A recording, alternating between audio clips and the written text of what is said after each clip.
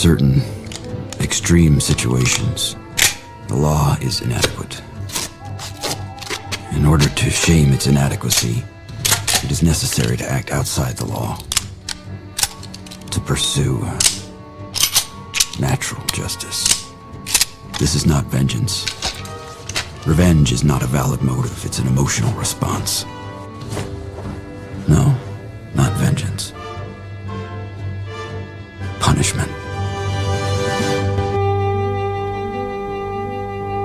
Tonight we have a chance to say, yeah, you're right. We're too extreme, we're too wild, we're too out of control, we're too full of our own shit.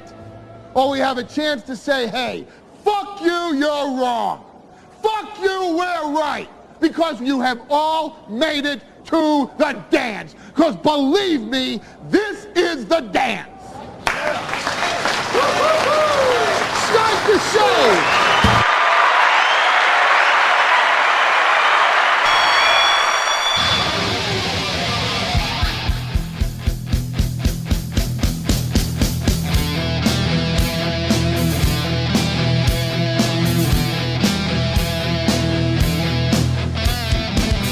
Good evening, boys and girls. Let's make this a good one. It is our final evening show of the week. Welcome. I've got a couple Thanksgiving things I'm putting together this week, so I can't be fucking around with an evening show tomorrow night. But I appreciate you guys. Thank you very much for all of your support. Very kind as always. The morning show audience did you guys a favor. Again, you know, you think that these morning people don't like you. They do. The morning people are fans of yours. They're a fan of the evening show people. They got you, I think, what, $30 into tonight's goal? Yeah, you're at 170. You guys are doing great. What a day, man. Today was uneventful but fun. You know, I've got two trips into the gym in 2 days this week. That makes me feel very good because, like I said, I was a little puffy coming out of that big football weekend. Little puffy. Got it back down. I've got it back down to manageable. But we still got to make a move. We still got to, like I said, 8 pounds. And you know what? I get really close to that 8 pounds when I don't make stops for food. Got plenty of food here at home. You know, as Mayor Rob Ford once said, I got plenty to eat at home. Rob Ford and I have that in common. And so I don't need to be stopping and going to places. And that's really the only thing that kind of fucks me over. You know? I'll have a few cocktails during football. Otherwise, booze isn't a thing for me. Again, outside of football. I'll have, I keep it to an old-fashioned a quarter. That's my rule. Either a beer a quarter or an old-fashioned a quarter. That's the rule for football, and that doesn't veer into the 3 o'clock games. That's just for the Vikings game. It's the eating out. No jokes. It's the McDonald's. It's the Quick Trips. It's the Slim Chickens, which not an appropriate name for the establishment. But got to the gym both days this week. I think I've got another date with the gym. I'm going to try tomorrow, but I got to do grocery shopping for the Thanksgiving stuff. Thursday, taking the kids to the grandparents. Tomorrow, we're going to do SP and the kids and I. We're going to do kind of a fun little mini Thanksgiving thing tomorrow night. That'll be fun. I got to go shopping for that though. I'm gonna cook. I'm good at it. I am. You don't get looking like this without being able to make a little food from time to time. And then we'll be back on Friday for the anniversary show, the 4-year anniversary of being internet only. So thank you guys very much. I appreciate your support. It's the final evening show of the week. So we got tonight's goal, we got tomorrow's goal, and we have no goal on Friday. It's just going to be an envelope situation. I'm going to offer a maximum of 6 hours for the Friday show. Saturday, I've got a sparring day at the gym. I think we got like six different boxing clubs coming, and we're going to, I'm going to fight it out. Last time we had one of these, I left with cracked ribs. Doesn't happen very often, if ever. But it happened this time. But I'm bound and determined to not let that happen again. Let's talk to you guys a little bit. Let's see what you've got going on. Then we get to celebrate more Melton L's. That's kind of fun. I like that. You know, I think ever since the kind of the third world aristocrat pedo video dropped, I think Melton's kind of been reaching too much, and he's been committing a lot of unforced errors, like obviously. And he keeps doing them. He actually made my radio career look really, really good on Twitter, and I think on his show too. I really appreciated that. He showed the Monday through Sunday 6 a.m. to midnight numbers, and I've long wondered if Melton plays dumb or if he is dumb. It's really difficult to tell because he's very stupid. And then he's got that effeminate gay man voice. It's hard to tell if he's a gimmick or if he's retarded. I'm leaning towards retarded. And his newest thing is he can't read. We found out he can't read. He posted old Nielsen ratings, and he thought, look, Aaron was number 4. Now, we know if we've watched this show for any modicum of time, I got in trouble for showing the Nielsen ratings at how number 1 we were. It was embarrassing. It was so good that WHMH was number 4 overall 12 plus because of how good our numbers were. It carried the rest of the day. So Melton puts up the Monday through Sunday 6 a.m. to midnight numbers. Don't believe me? Go on his Twitter. Go look. It says right there in the heading, Monday through Sunday, 6 a.m. to midnight, 12 plus. WHMH, 4th place. Steel Toe was so fucking dominant here that we were good enough to carry our entire station to number 4 overall. That's pretty fucking wild. Then he steps in shit. I got to tell you, again, I don't have to do anything to this guy. I don't have to expose this guy. He tells on himself. He's the best. He's the gift that keeps on giving. Not only can he not find success without me, not only do I hold his life in my hands, but also the motherfucker tells on himself. He was panicking and he was whining today with that whingy voice. He goes, I never, he's got to stop saying I talked about having sex with his daughter. Bro, you did. Go watch the Third World Aristocrat video.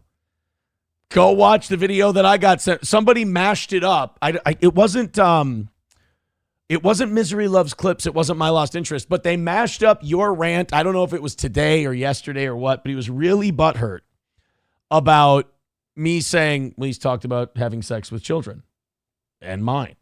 I never did that. Where did I ever do that? The internet's forever, retard. Like, you can just go look at it. And then he likes to do this cope where he goes, well, then play the clip. Are you that desperate to get other people to play your clips? People can just go find it, sweetheart. So he was coping about that today. And then I'm sure he went in his Discord after. Oh, here's an interesting thing. Check this out. So Patrick is so nervous about all the stuff going on. And remember when he said he wasn't worried about the spies that were in his Discord? Well, now he's made people put their phone numbers in to join his. If you want to join his Discord, you got to attach it to a phone number. My spies are still in there, by the way. I get full reports. Boy, were they mad about yesterday's show. Last night's show, they were like, he's seething, he's this. I'm like, really? Because I feel like I called April out because her and I had a really nice exchange last Thursday. And then she needed to impress Nick. She needed to show off for Nick. So she blocked me and then said, oh, yeah, my family would never. Because I said, somebody's family contacted me to talk about how worried they were about their family member. There's nothing I could do. I told them I have nothing to do with that person. And she goes, oh, yeah, Nick, it would never be my family because they know what he is. Are you sure? Are you sure? Because the conversations I've had are... The quote said to me directly was, I know who she is. I know who she's been for a long time, unfortunately, and I just hope this gets better. And I was very nice in the conversation, and I said, I wish there was something I can do. My hands are clean. I have my own life. I have children. I can't go back into that world. It's disgusting. It's gross. I have a better life now. Whoever that guy was back then, he's dead. He ain't coming back. Like I said, I'm Menard's dad now. I even gained a little weight like a Menard's dad. So I know that was a hard L for people like Pants Maestro and other people to take, but they had to take it. They really had to take it. McBuster says Melton is coping and rattled. Yeah. Melton is absolutely coping and rattled, and it's got a lot of people shook, like Pants Maestro. The accusation of projection is often the last refuge of a scoundrel. And when you've got them nailed to the wall and they've got nothing else, they go, oh, well, you must be projecting. Got you pegged, boys. Got you pegged. And here's the unfortunate part. I always have. Best of luck, though. And learn to read the headings at the top of the papers. M-O means Monday. S-U means Sunday. Patrick, I could put it out in crayon for you like usual. You might understand it. I could put some of the letters backwards. That might help.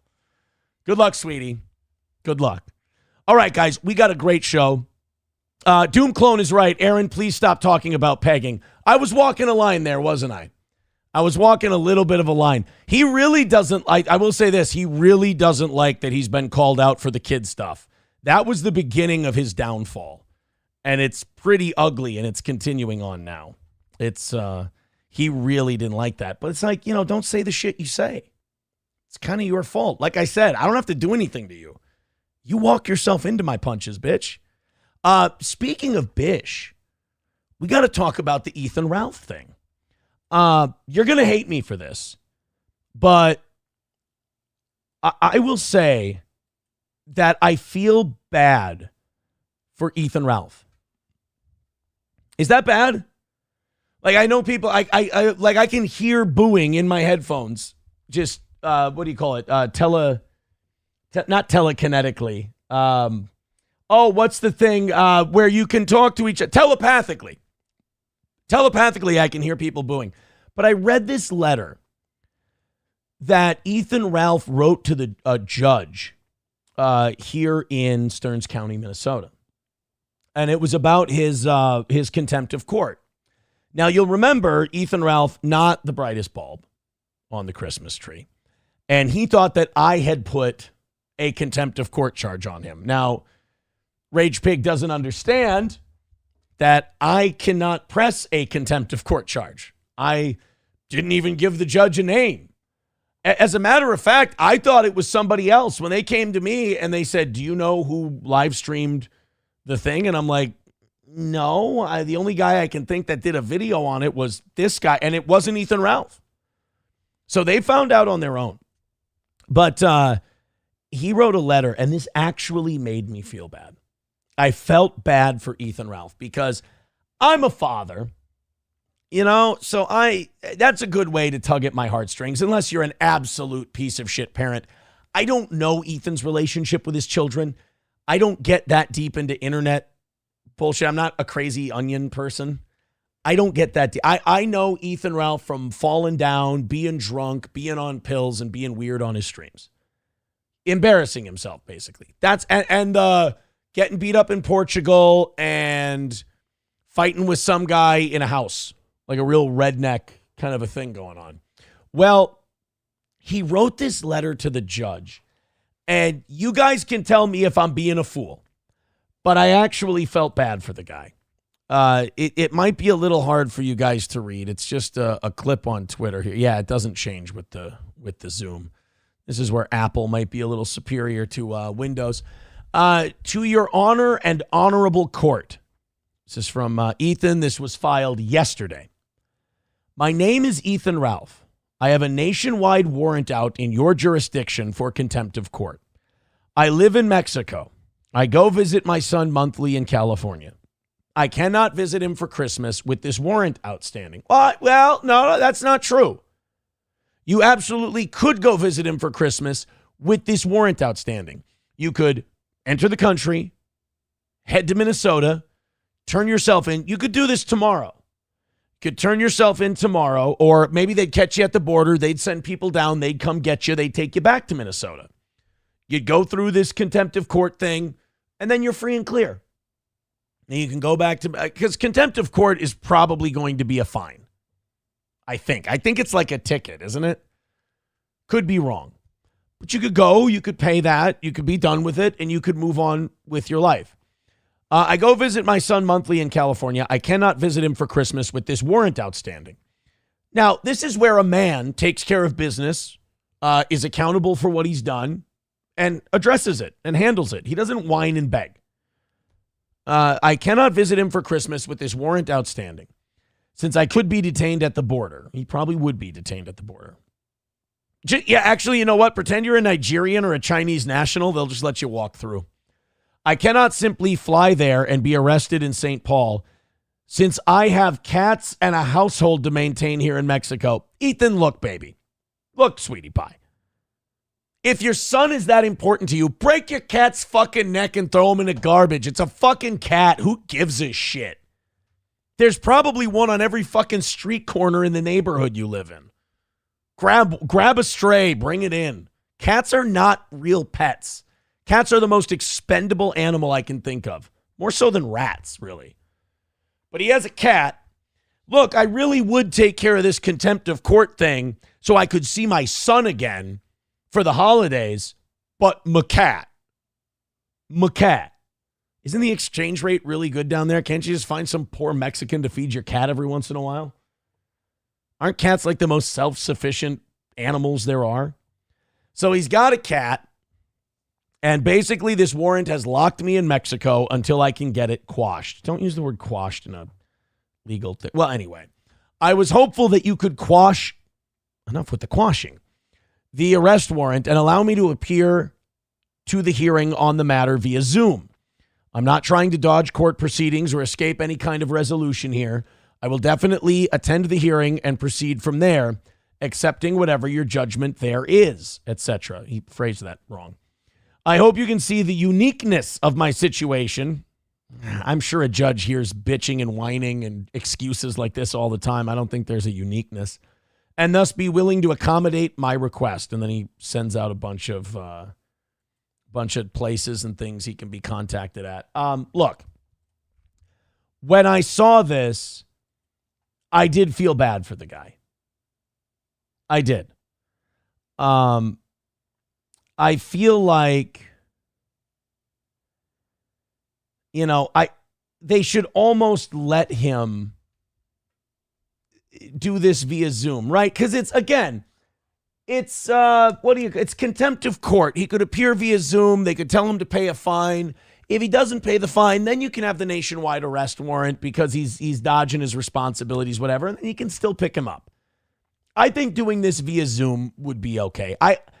I think the court wanted to teach a lesson here that no matter where you are on earth, we'll get you for this. And I commend them for that. But, I don't know if they caught me on a weird day or what.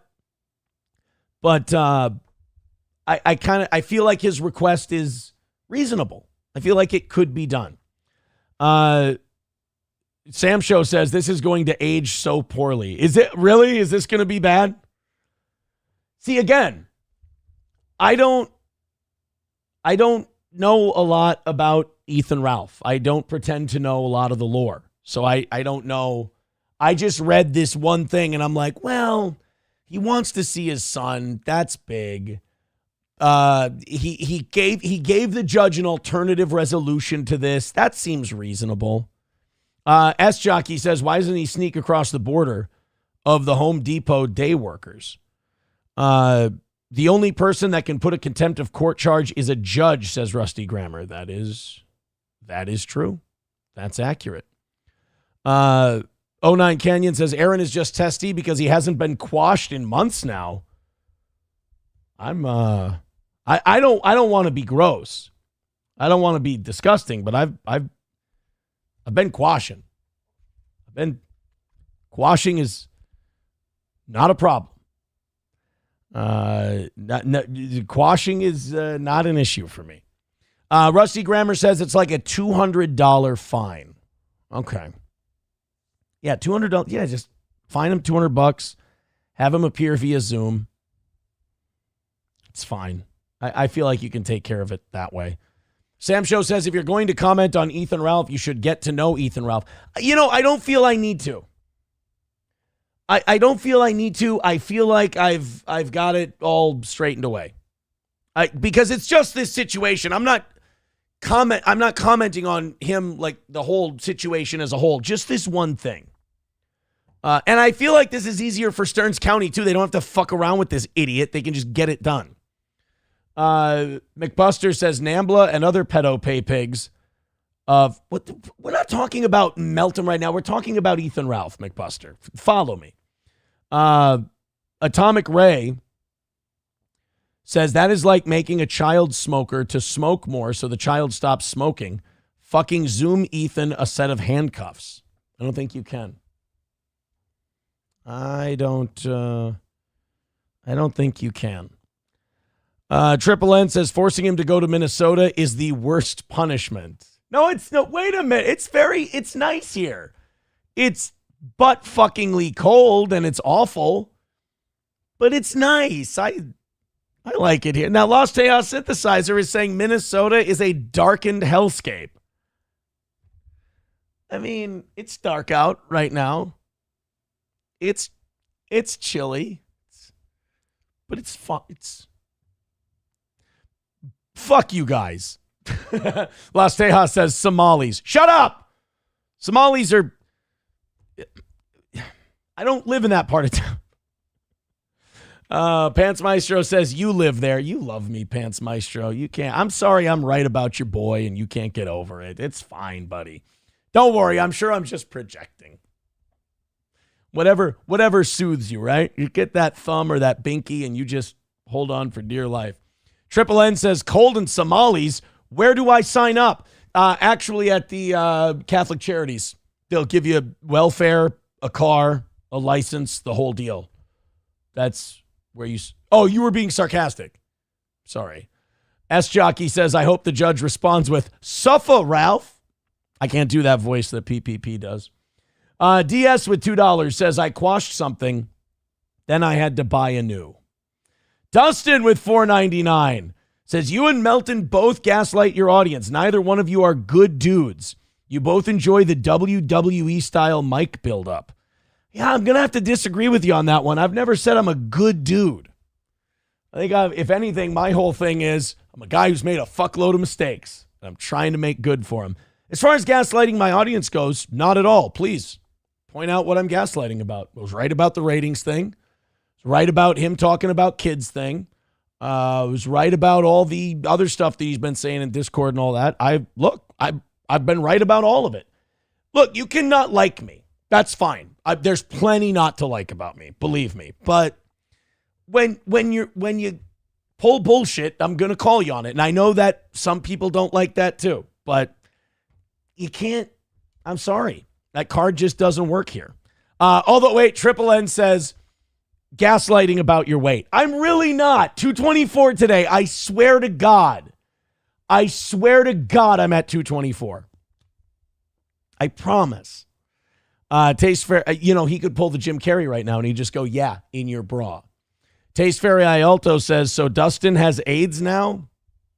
No, I just think Dustin, I don't know. I don't want to attribute motive to Dustin. I'm sure he has his own reason for doing things. I just think that there's this bad habit people have when they don't want to admit that the guy they really hate actually was right and had a good point.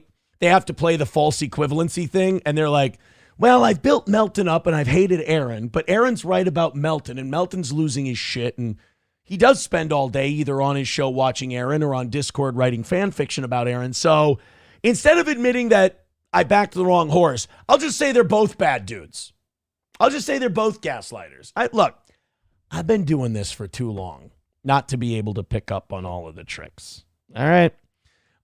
Now, I don't like this. 224 before the 3/4 pounders in a shake. That's not nice. 224.9, so 225. Okay, I will admit, if I was 224.9, I would say 224. I do the woman thing where if something's $9.99, it was $9. The thing does say that I'll drink a lot of water, okay? Deutsch Chad says they spend 10 plus hours per day talking about you. Scorned lover. Yeah, for sure. For sure. The smart ones see it. Triple N says, and the ones who are sitting in the Discord doing it too, they can't agree with me because then they have to admit that their life fucking sucks. I don't expect them to do that. I expect them to push back and fight me. And all I have to do is point to everyone else and go, see what I'm dealing with? And they go, they are retarded. Elza Belza says, Aaron would still be skinnier than any Meltard. Well, I mean, damned by faint praise. Triple N says, Melton's going to die of a blood clot from constantly sitting. Hopefully sooner rather than later. Well, look, we all have our problems, right? I'm probably going to have arthritis in my fucking hands from being a retard who hits a heavy bag 3-4 times a week and punches people. I mean, that's not a good long. I can already feel it. Like when I'm done with a sparring night, my knuckles are so full and beat up, and I'm like, this is going to be a problem down the road. I'm going to wake up one morning and I'm just going to be like this. I already have those hand cramps. Like my hand will kind of cramp up like this, and I'll just have to rub it and do that. So I'm sure I'm getting something. Plus, arthritis runs in my family. I'm probably heading there. I'm heading there. Dustin with 199 says, I'm just not picking sides. No hate here. Yeah, but a lot of people who say they're not picking sides, that's what I mean. They have to do this weird false equivalency. You have to admit that he's a scummier guy than I am. He's a worse guy than I am. You don't have to say I'm a good guy to admit that. He's just far, far, far farther down the ladder to hell than I am. I'm in purgatory for my sins. He's an unrepentant, retarded scumbag who talks really weird about kids. $1 for Buffalo Jockey says, yeah, boxing is why your girl hands are fucked up. I love it whenever we talk about that at the gym. We're like, yeah, my hands are a little, I'm having hand troubles. And, somebody will always say, oh, Floyd Mayweather, he had hand troubles. And everyone will say the same thing. They go, yeah, you're not Floyd Mayweather. That everybody who starts boxing, they want to fight out of the Philly shell. They're like, Floyd Mayweather fought out of the Philly shell. I'm like, yeah, from the time he was 4 until he mastered it at like 25. You're not Floyd Mayweather. Stop it. Stop it. Let's go to, it's going too fast here. XJX says, maybe if you ate bananas and not jizz. I'm just eating way too much cum. That's the problem.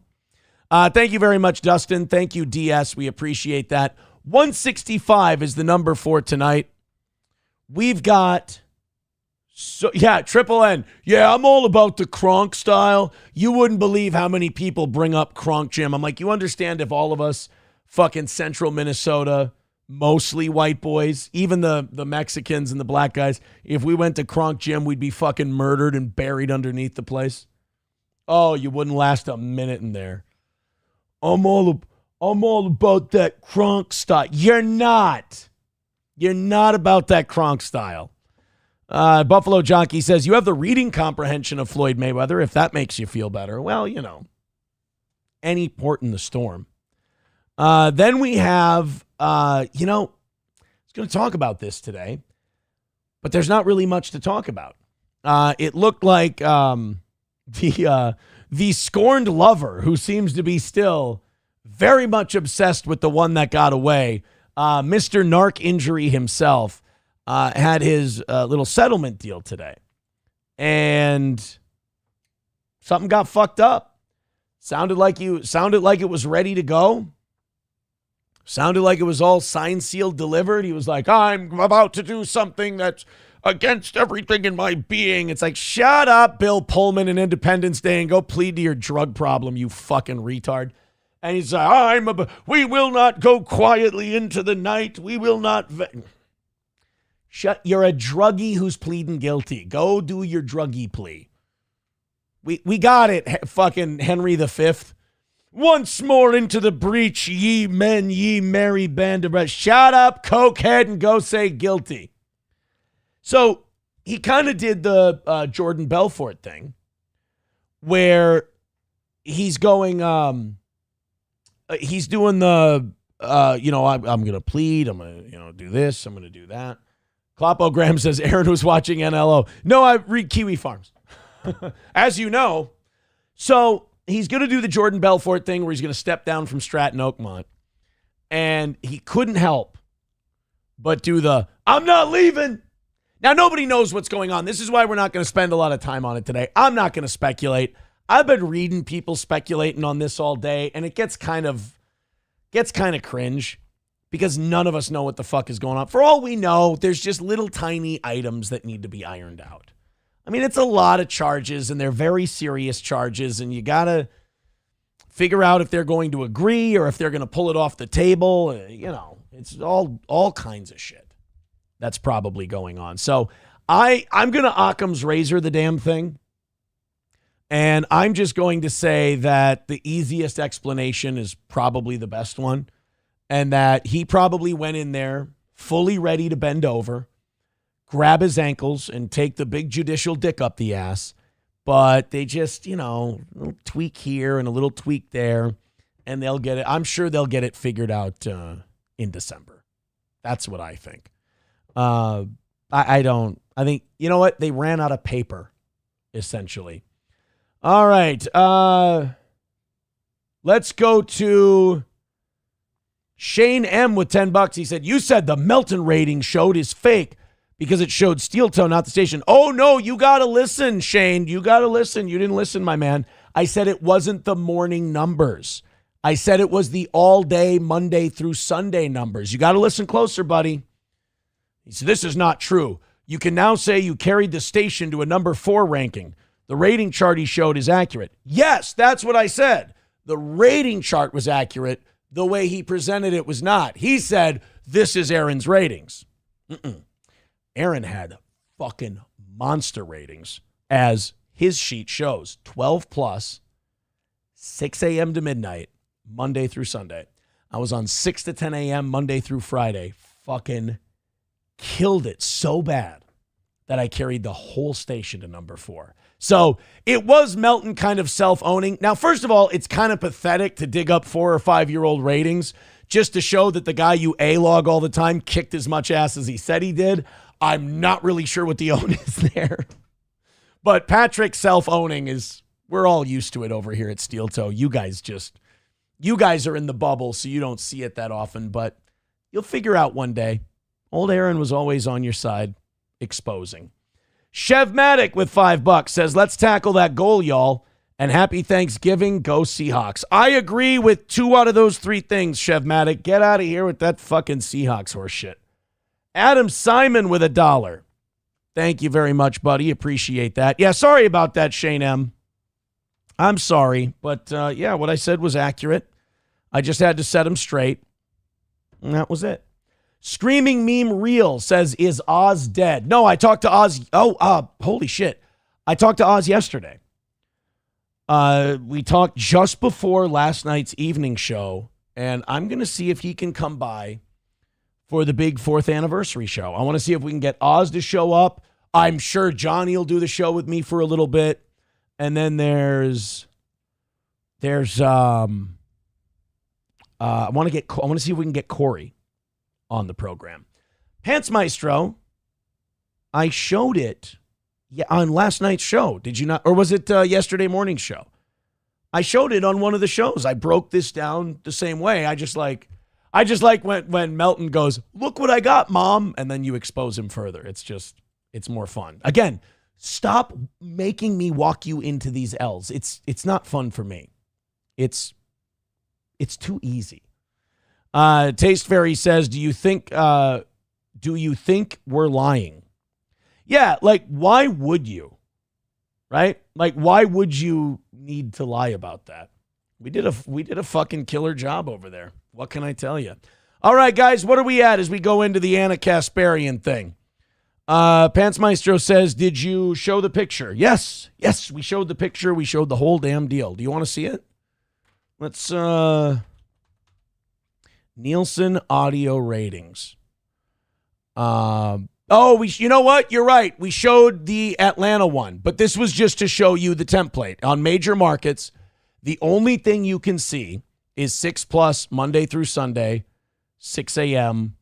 to midnight. I think I've got it in the files here. I'll grab it for you real quick. It shouldn't take me too long. I just want to make sure that I'm backing up what I'm saying because, quite frankly, it's pretty fucking easy to back up what I'm saying. Let's, got to go into the downloaded files here. Boom. And come on, motherfucker. You're embarrassing me in front of Pants Maestro. Can we open it in photos? Jesus Christ. There we go. Now let's bring it over here. Maximize it. This is the last one I had. So you see up here, spring of 2020, 12 plus, that's the age, that's the demo. Monday through Sunday, 6A to 12 mid. Now, reading is difficult, especially when you're as stupid as Patrick is, and he's a pretty dumb guy, so we give him a break. But that's 12 plus, Monday through Sunday, 6 a.m. to midnight, and there we are, WHMH. Fucking knocking. And you know what's funny is this 5.4 that we did here. Now, the difference between a 4.9 and a 5.4 is not much. It's a half point, but that 5.4 wasn't even our biggest numbers. This one right here, this spring of 2020, those were our biggest numbers ever. That was our last book. Well, technically wasn't our last book. The one that came out after we were done was our last book.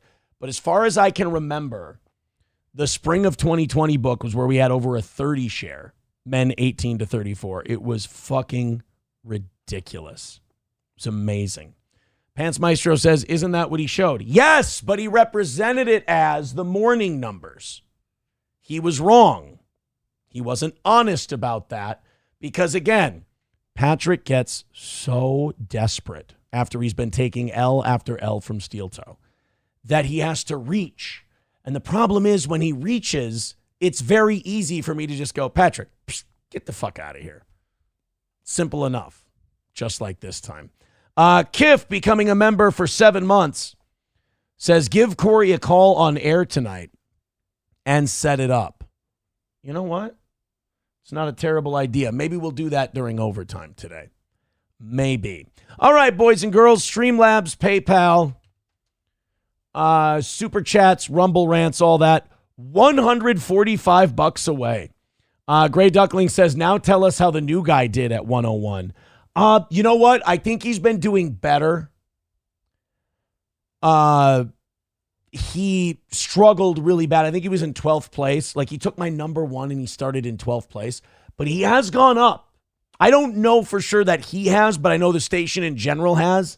And I would like to think that, you know, because the rest of the station just plays music, so I don't think they would fluctuate that much. It has to be his numbers going up. I can't say for sure. But he's, you know, if the station's going up, he's got to be doing a little better. You'd probably still be killing it on that station if it weren't for that fat Iowa girl. Oh, dude, we would have been fucking syndicated the whole deal by now. But hey, your boy had to go make some jokes, and they were mean. They were really fucking mean jokes. See, I'm not one of these guys who goes, I was just joking. Why is everybody being mean to me? In a really femmy voice. They were really mean fucking jokes, and I probably deserve to get in some trouble for that. That's, you step in shit, you gotta clean it off your boots, I suppose. All right, guys, continue on. Thank you very much, Gray Duckling. Thank you, everybody, chipping in tonight. Let's finish it up on PayPal and Venmo. 145, not very far to go. Get it inside of $100 by the top of the hour, and I can't talk about the money until the end of the show. I am so happy to see. I told you guys 2025, we're going to witness the Ana Kasparian Blaze arc. I think we're going to see the Ana Kasparian either working for the Blaze or at the very least ending up on like Glenn Beck's show or one of the other shows on the Blaze network. I don't think I've like Sarah Gonzalez or whatever her name is. Ana Kasparian is going to end up there. And I wouldn't have said this 3 weeks ago, but I think Cenk Uygur might end up on some right-wing shows. Like Piers Morgan is starting to like him. I could see the Young Turks not becoming conservative, But I could see the Young Turks becoming like that middle of the road, like tolerable Democrat that Republicans bring on for like good spirited debate. Listen to Ana Kasparian's latest deal. Apparently she met a Trump supporter and she found out that they're not all bloodthirsty racist zombies. This is amazing. Ana Kasparian continuing her drift to the right arc, what I'm calling her Blaze arc. And so I'm like trying to get his bicycle like up the stairs. And all of a sudden this man stops me. His name's Jeff. And he's like, hey, let me help you out with that. And he starts helping me out. He stopped everything he was doing to help me out. And then Jeff and I became very close. You know, one of my neighbors who I really like, he was my favorite person in the entire building. And years go by. One day we're in an HOA meeting, homeowners association, and Anna, just when I was starting to like you, Anna, you don't live in a homeowners association. What if you want to put a shed out back? Or what if you want to do some improvements to the outside of your house? And you got to talk to some nosy bitch who, you got to talk to the Dan Bacadal character in Tulsa King. One of the people living in the building said something about Trump that was negative. I don't remember what it is. And Jeff whispers in my ear, she's going to start trashing Trump. I'm out of here. And it hit me that he's a Trump supporter. We had never talked about politics before. Isn't that beautiful? I love that part of the story. We never talked about politics before, but they were friends. They were their favorite people in the building. I don't know much about this Jeff guy, but maybe if they got drunk one night, who knows, you know? And they never talked about politics. There's something really beautiful in that to me. There's something really incredible in that. That these two people forged a relationship, really enjoyed each other's company, thought each other were really nice, decent, good people, didn't know a fucking thing about their politics. And Jeff probably knew what Anna's politics were. He probably knew who Ana Kasparian was. Didn't care, didn't bother him, was still really nice to her. So let's see where this goes. Now that she finds out he's a Trump supporter, I fully believe that Ana Kasparian of 2015 would have been like, you fuck off, I hate you, Trump's a Nazi. Let's see how she's grown in 9 years. And I'm like, so I got to know Jeff before I knew what his politics were. Incredibly kind guy. He helps everyone in this building with anything they might need. And so that woke me up to, wait a minute, not all Trump supporters are like dangerous, evil individuals. And okay, that's great. That's nice. And admitting that is a very adult thing. But I'll tell you this, it is disappointing that you start there, you know? It's disappointing that you start at Trump people are evil, awful individuals. And you had to have an epiphany to realize that just because someone votes for a guy you don't like, that they're not Count Dracula, you know, that they're not Thanos just because they voted for a different guy. I wish we could skip that part and get right to the not talking to anyone about politics and then finding out we're all just decent enough people. That's 99% of people you're going to meet. They have their own politics. They're not trying to press it on you. They're just trying to go about their daily life.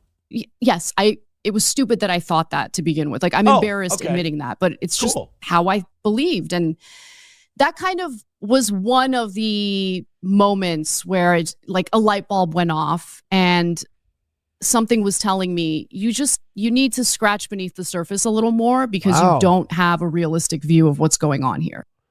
Wow. Ana Kasparian's being really reasonable. Wow. Good for her, man. Again, this is that Ana Kasparian redemption arc we've been talking about. Wild Saffron says, Aaron, Anna has been married for 5 years, possibly her gay neighbor. Oh, has she really? I didn't know she was married. Scratch that off my goals for 2025. Well, then why am I losing weight? I might as well just get fat. Scott Richard Staska with 199 says, I lost to 3-8 Corey in the fantasy football matchup. God damn it, man. You take those winnable games. What happened? Did a lot of your big players have bye weeks? And he hung a W on you? Son of a bitch. Puerto Rican prostate puncher says, yeah, because Jeff fucked her. I don't think Jeff fucked her. Puerto Rican prostate puncher, don't take the wholesomeness out of this story. It's a nice story. Ana Kasparian had a neighbor. He liked Trump, but she didn't know. And now a guy named Puerto Rican prostate puncher is taking that niceness away. I guess I shouldn't expect any less. I shouldn't expect any less from a guy like that. Clapo Graham says, why don't you email her to come on your show, Aaron? I should. She knows who I am. Could send Anna an email. Why not? He was making the story interesting, Aaron. That was awful. Well, come on. That wasn't awful. You guys are too jaded. I'm going to say it again. Touch grass every once in a while. Go out into the real world. Breathe some fresh oxygen in there. Come on. You guys are too jaded from the internet. That story's boring. That story is nice. It's uplifting. It's reality. It's everyday life for most people. I'm not giving up on you. Sam Show, I'm not giving up on you, and I'm not giving up on this audience. There's human beings still left in there. I refuse to believe that you've been rotted from the inside out by this world. I'm pulling you out. We leave no man behind. Sam Show responds with shake your tits. I didn't say it wasn't going to be an uphill battle, but I'm not leaving you behind. Triple N says, I've been meaning to ask, does your name mean you're Puerto Rican and you punch prostates, or do you punch Puerto Rican prostates? That's a good question. I think we're all kind of awaiting the answer to that with bated breath. Poe says Nick goes with the Zach Galifianakis plea speech. You guys might not know this, but I consider myself a bit of a loner. I tend to think of myself as a one-man wolf pack. But when brought Aaron home, I knew he was one of my own. And my wolf pack, it grew by one. So there was one of us in the wolf pack. I was alone at first in the pack, and then Aaron joined in later. And 6 months ago, when Aaron introduced me to April, I thought, wait a second, could it be? And now I know for sure. I just added another one to my wolf pack. 4 of us wolves running around in the snow together in Minnesota looking for strippers and cocaine. So tonight, I plead guilty. Holy shit, dude. That really isn't far off. That's pretty good. It all works out in the end, says, is this overtime? No, we're 145 away from overtime tonight. And we got an hour and 15 minutes to knock out that overtime, boys and girls. Thank you very much. But everybody just start chipping in a little bit. We'll have some fun with it. We'll knock that out. Still nothing on PayPal or Venmo tonight, so if you want to go big there, we keep the highest percentage of that. So Sam Show's going to hate this part. He's going to hate that we're going to play a second part of this Ana Kasparian thing. So Anna brings this up, and all of a sudden her followers, who are dyed-in-the-wool lefties, and you're not allowed to like anything Trump-related, or she didn't even say she liked anything Trump-related. She said her neighbor was a darn nice fella. And Ana Kasparian, later in the show, had to address the Young Turks fans who apparently were just completely shitting on her over this. By the way, thank you to Lila Hart's husband, Eric Abinate, for posting these on Twitter. I appreciate that. Go follow Eric Abinate. His handle's right there on the screen. I got to know Jeff before I knew what his politics were. Incredibly kind guy. He helps everyone in this bill, but it's just how I believed. So over the weekend, that brief clip from my appearance on the Modern Wisdom podcast started making its rounds on social media, even though my interview on that podcast was from literally weeks ago. And somehow it has upset some people, including, the fine people over there like Laura Loomer. So wait a minute, why would it upset Laura Loomer? Isn't Laura Loomer like super pro-Trump, like so far right she's embarrassing to right-wing people? Sam Show probably despises Laura Loomer for nothing to do with politics whatsoever. But why would Laura Loomer have a problem? I feel like Young Turks fans, like the dyed-in-the-wool, the screaming blue-haired liberals, would have a problem with Ana Kasparian, finding out that her neighbor's a Trump supporter and not a cunt. Oh, randomly out of nowhere, she attacked me over what I had to say. Can we stop with attacked and under fire? She didn't attack you. She talked shit about you. She didn't attack. You're not under fire, Which I thought was fascinating. There weren't fireworks, unless there were. We're going to get to her comments in just a minute, but here is more context from what I was saying while on the Modern Wisdom podcast. Take a look. And so I'm like trying to get his bicycle up the stairs, and all of a sudden this man stops me. His name's Jeff. And he's like at a away meeting here. It was stupid that I thought that to begin with. A light bulb went off and something was telling me, you need to scratch beneath the surface a little more because you don't have a realistic view of what's going on here. Okay, so that clip offended Laura Loomer, who's a massive Trump supporter, as we all know. And so she takes to X and writes this lengthy post. Can we go back? Can we treat X like it was the new Coke rebranding or Crystal Pepsi? And can we just go back to calling it Twitter? I really don't like X. It's a small bitch. I get it, but I want to go back to Twitter. I'll get into it. So she writes, Anna is a malicious and pathological liar who has spent years with her co-host Cenk Uygur lying about and trying to cancel every outspoken Trump supporter, myself included. Wait a minute. Well, far be it for me to stand up to the Young Turks, but Laura Loomer is sounding like the Patrick Melton to the Young Turks steel toe here, where the Young Turks come off as reasonable and Laura Loomer's a raging crazy person. They haven't tried to cancel every outspoken Trump supporter. I haven't seen the Young Turks campaign to cancel Kid Rock or cancel Ted Nugent or cancel Elon Musk or anything like that. Shit, I don't even think they've tried to cancel Alex Jones. They've made no bones about the fact that they hate him. I don't remember them trying to cancel him. She has spread. This is something that Republicans do that really annoys the shit out of me. Anyone who criticizes some of these far right people on the internet, anyone who criticizes them is trying to cancel them. No, canceling means they are taking action or calling to action from their audience to go after your livelihood. That is a cancel culture move. Just because they talk shit about you doesn't mean they're trying to cancel you. Delusional lies about Trump, but now in a low-cut top, you literally can't see what I'm wearing, but okay. Low-cut top and a face full of makeup. She wants to tell some. I mean, in fairness, it would be weird if her face was half full of makeup. She'd look like a fucking clown. It'd be ridiculous, Laura. I don't think Laura Loomer is one to talk about fucking wearing makeup. She looks like Shakes, for God's sake. Laura, and isn't Laura Loomer the one who was kind of ashamed of being Jewish and had the nose job done?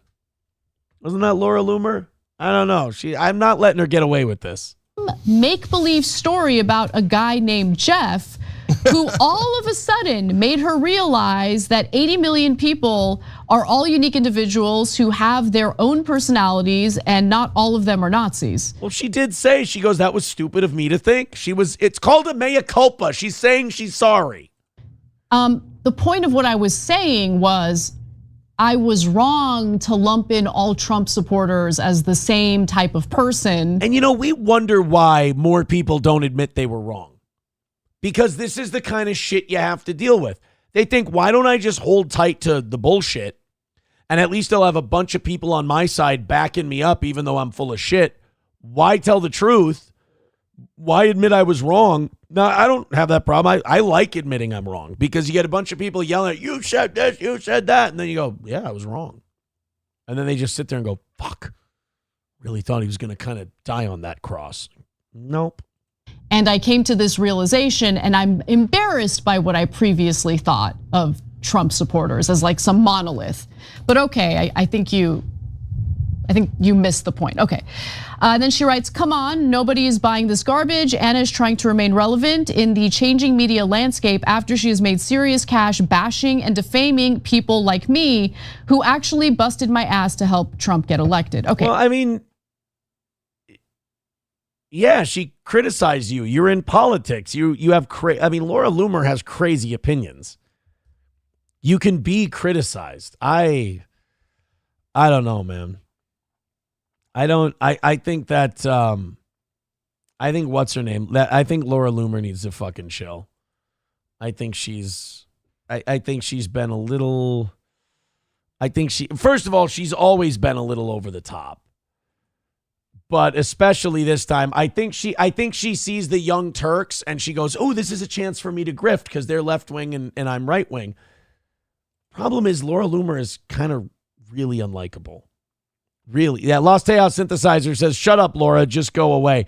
Laura has always been one of those people that, I've always thought of her as like, get off my side. Because she's really, really hard to take. Really hard to take. 145 away from today's goal. Whoo, let's get a move on, boys and girls. We got about an hour until we got to rattle the cans and beg for some cash. We have knocked out every goal so far this week. We have knocked out every one so far this week, and we want to knock out the last of them. That's tonight and tomorrow morning. And that would be huge for us. 4 years independent of radio. You guys said years ago, you said, we'd support it. We'd support it if you went online, and you have. And I appreciate that. So keep it going. 5 or 10 at a time. Let's go on a rally right now. Streamlabs and PayPal and Venmo and all that. Let's go on a rally. Let's bang this thing out. Call it a win for the toe. Let's go to the text line. You were wrong on pleading guilty. There's video evidence. Yeah, I mean, I was. But I don't think I will be. But I could be. I thought it was going to be all over with today. But nothing, it seems, is ever that easy when you're talking about this particular, let's just say, character, because it doesn't even seem to be a real person. Funeral director with $2 says, enough of this BS. Talk about Shuley working with the PDF file. Hasn't that subject been done to death? That ESO guy? I mean, I've said it before. I'll say it again. I don't think Shuley knew anything about that ESO guy having the CP. I don't think Shuley was running cover for that guy. I actually think that's kind of ridiculous. This is that fucking Dabbleverse, man. It's just so disgusting. It really is like pathetic. Everybody wants to get people. It's not even fun. It's not like doing shows and talking shit about a show you don't like, or, it's not like the old school radio wars where everyone was a little more authentic and you're like, yeah, we're just talking shit on the air. And then we go off and we live our lives. That's honest. That's authentic. These internet people, they get these parasocial relationships and they start just forgetting what reality is. And they're like, no, this matters. And people they don't know, like Shuley, and people they don't know, like this ESO guy, they've decided that they have to go. Why? Because you watch a show with their faces on it? Get a hold of yourself, man. And I understand this is going to fall on deaf ears. And once again, Aaron will be the crazy one. Aaron will be the bad guy. That's fine. I've taken those arrows a long time. I'm good at it. I'm built for this position. I'm built for you guys, you Frankenstein monsters with your pitchforks and your torches. I'm the best at hanging back and walking the other way. I can take it. And I don't think Shuley and I are pals. I think Shuley would shit talk me the first chance he got on his show if he thought it was funny, and that's fine. That's part of what we do. But if you think I'm going to call bullshit on you. If you think Shuley knew about this ESO guy, I think you're only saying that because you don't like his show. I think you're only saying that because you don't like him as a personality, and you take this internet shit way too far, and you think these people are like your friends or your relatives. And then if you hate them, you think they're your mortal enemies, and you're like, oh, I got to get Shuley. And it's like I'll tell you from the outside looking in, it looks like a game to you, but I don't deny that you probably think it's deadly fucking serious what you're doing. And it's fucking creepy and parasocial as shit. Look, Shuley hired a guy who turned out to be a fucking monster. I've been around people who turned out to be monsters. It happens. It's a thing, It's a thing. Sometimes people do things in the dark. Sometimes people do things in the shadows, and you're not there. And then it sneaks up behind. I mean, believe me, Shuli is probably getting more than what he deserves for hiring a guy who turned out to be a monster, because he's eaten a lot of shit for not knowing anything. So I did see Bob Levy tweeted something. I guess Bob's showing up in my algorithm now because I watched that Kevin Brennan Bob Levy clip. He's like, if you want to know everything about the Shuli network and ESO, just listen to me either tonight or tomorrow or whatever it is. And like, I just think it sounds like a work, sounds like a work. Buffalo Jockey with $2 says, yeah, you're an expert of keeping your real world separated from the internet world. Now I am. How many times do I have to say I killed that guy? That guy was a walking calamity. That guy was a nightmare. That was me. I had to kill that guy so this guy could come around and join you guys in talking about how retarded and stupid and ignorant that guy was. Funeral director with $2 says SJ thinks ESO/Shuli conspiracy. Is he a dumbass then? Is this a trick question? Are you trying to trick me? Am I hold on a minute. Am I being dog walked into something here? Because that seems like an easy question to answer. Yes, he's a dumbass. And all these people take this shit so seriously. And I don't know, maybe Shuli is kind of getting a taste of his own medicine with this retarded shit because he's pulled some of it. But I don't think he deserves it. I don't think he knew any of this stuff. Thank you guys very much for the contributions. 140 away from knocking out tonight's goal. Thank you guys very much. Send us your money. Streamlabs, PayPal, Super Chats, Rumble Rants, etc., etc., etc. Let's do it. Let's do it, guys. Puerto Rican prostate puncher says, can we just make Johnny cry for it? No, we're not going to. Nobody makes Johnny. Johnny makes Johnny cry.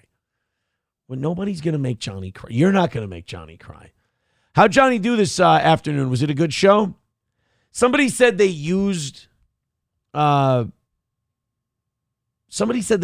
Johnny's last name and that Johnny got upset about it in his chat. I have a hard time believing that. Sometimes people tattle to you. Like people go, dude, so-and-so, all I ever did was this, and they got really mad and they lost their mind at me. I always, I kind of treat it like I'm the skeptical dad, because that's what kind of internet tattletales are. They're your little kids. And you go, come on, are you sure that's what happened? Yeah, that's all I did, I swear. No. Put your eyebrows down and tell me the truth. What did you really do? What did you say after that? Well, I called him a stupid gay cunt. Well, it's probably the stupid gay cunt part and not the using his last name part. Use your fucking brains, all right? Don't come to me with this shit. Johnny punted his router again. No, Johnny punted my router.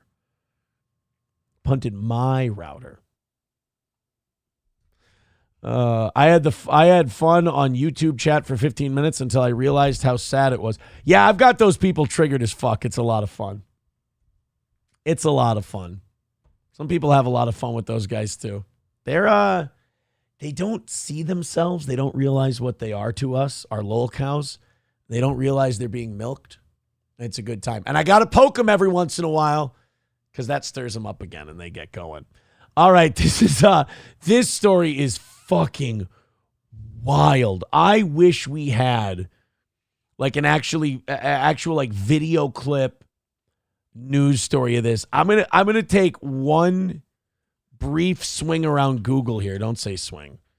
Orchard Elementary.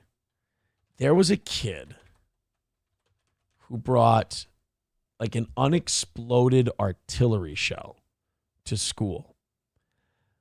Didn't know. He brought it for show and tell. And they ended up clearing out the school. Shut down and evacuated the school. Here we go. Daily Echo. There hasn't been one single local news outlet who has picked this up. You'd think this would be right in their wheelhouse. Oh, you know what? I think it's in the UK. That's why. Yep, it's the Daily Echo, which is a UK thing. Oh, shit, that's why. The UK has to get as good a news as we got. A junior high school was evacuated after a child brought in a historic explosive device to a show and tell. So I imagine that around Europe, there's a lot of unexploded bombs and a lot of unexploded artillery shells from 80 years ago. Battle of Britain, D-Day, all of this shit. Like, it's still buried. You can probably still go to Normandy and with a metal detector, and you can still pick up unexploded artillery shells and then potentially set it off and fucking die. There were dramatic scenes at Orchard Junior School in Purlew as police were called out at 1:30 p.m. after the item was presented to the class. An email sent to parents by the school described the object as a historic incendiary device. A police spokesman said the school was calmly evacuated and a disposal team attended to take the item away to be destroyed as a precaution. So to blow it up. Blow it up in front of the kids. They think that was cool. Plus, they'd learn something. And there's no way for that kid to know that he brought in an unexploded artillery shell. But imagine how bad the teacher shit his pants when he goes, I found this. My dad says it's something cool from the military. And all of a sudden the teacher's like, holy fuck, that's a Hitler bomb. That's a fucking Luftwaffe incendiary bomb. This kid's going to kill us all. But you can't freak out the kid. You can't start screaming and panicking and get people in. Kid might drop the bomb. Whole thing explodes. The school goes up. Hitler gets one last dig in from beyond the grave. Or from Argentina. Wherever the fuck he was. But you can't scare the shit out of the kid because technically he didn't do anything wrong. Now, Laura Holloway, who has a child at the school, said she found out what happened when she received a text from the school saying, schools are being closed and evacuated.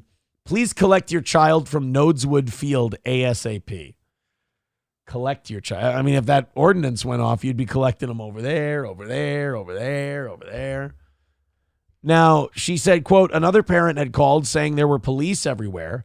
I knew my youngest would have been so scared. Isn't that amazing that in the UK, they see cop cars lined up outside the school and their reaction is, oh, I'm a little worried about this.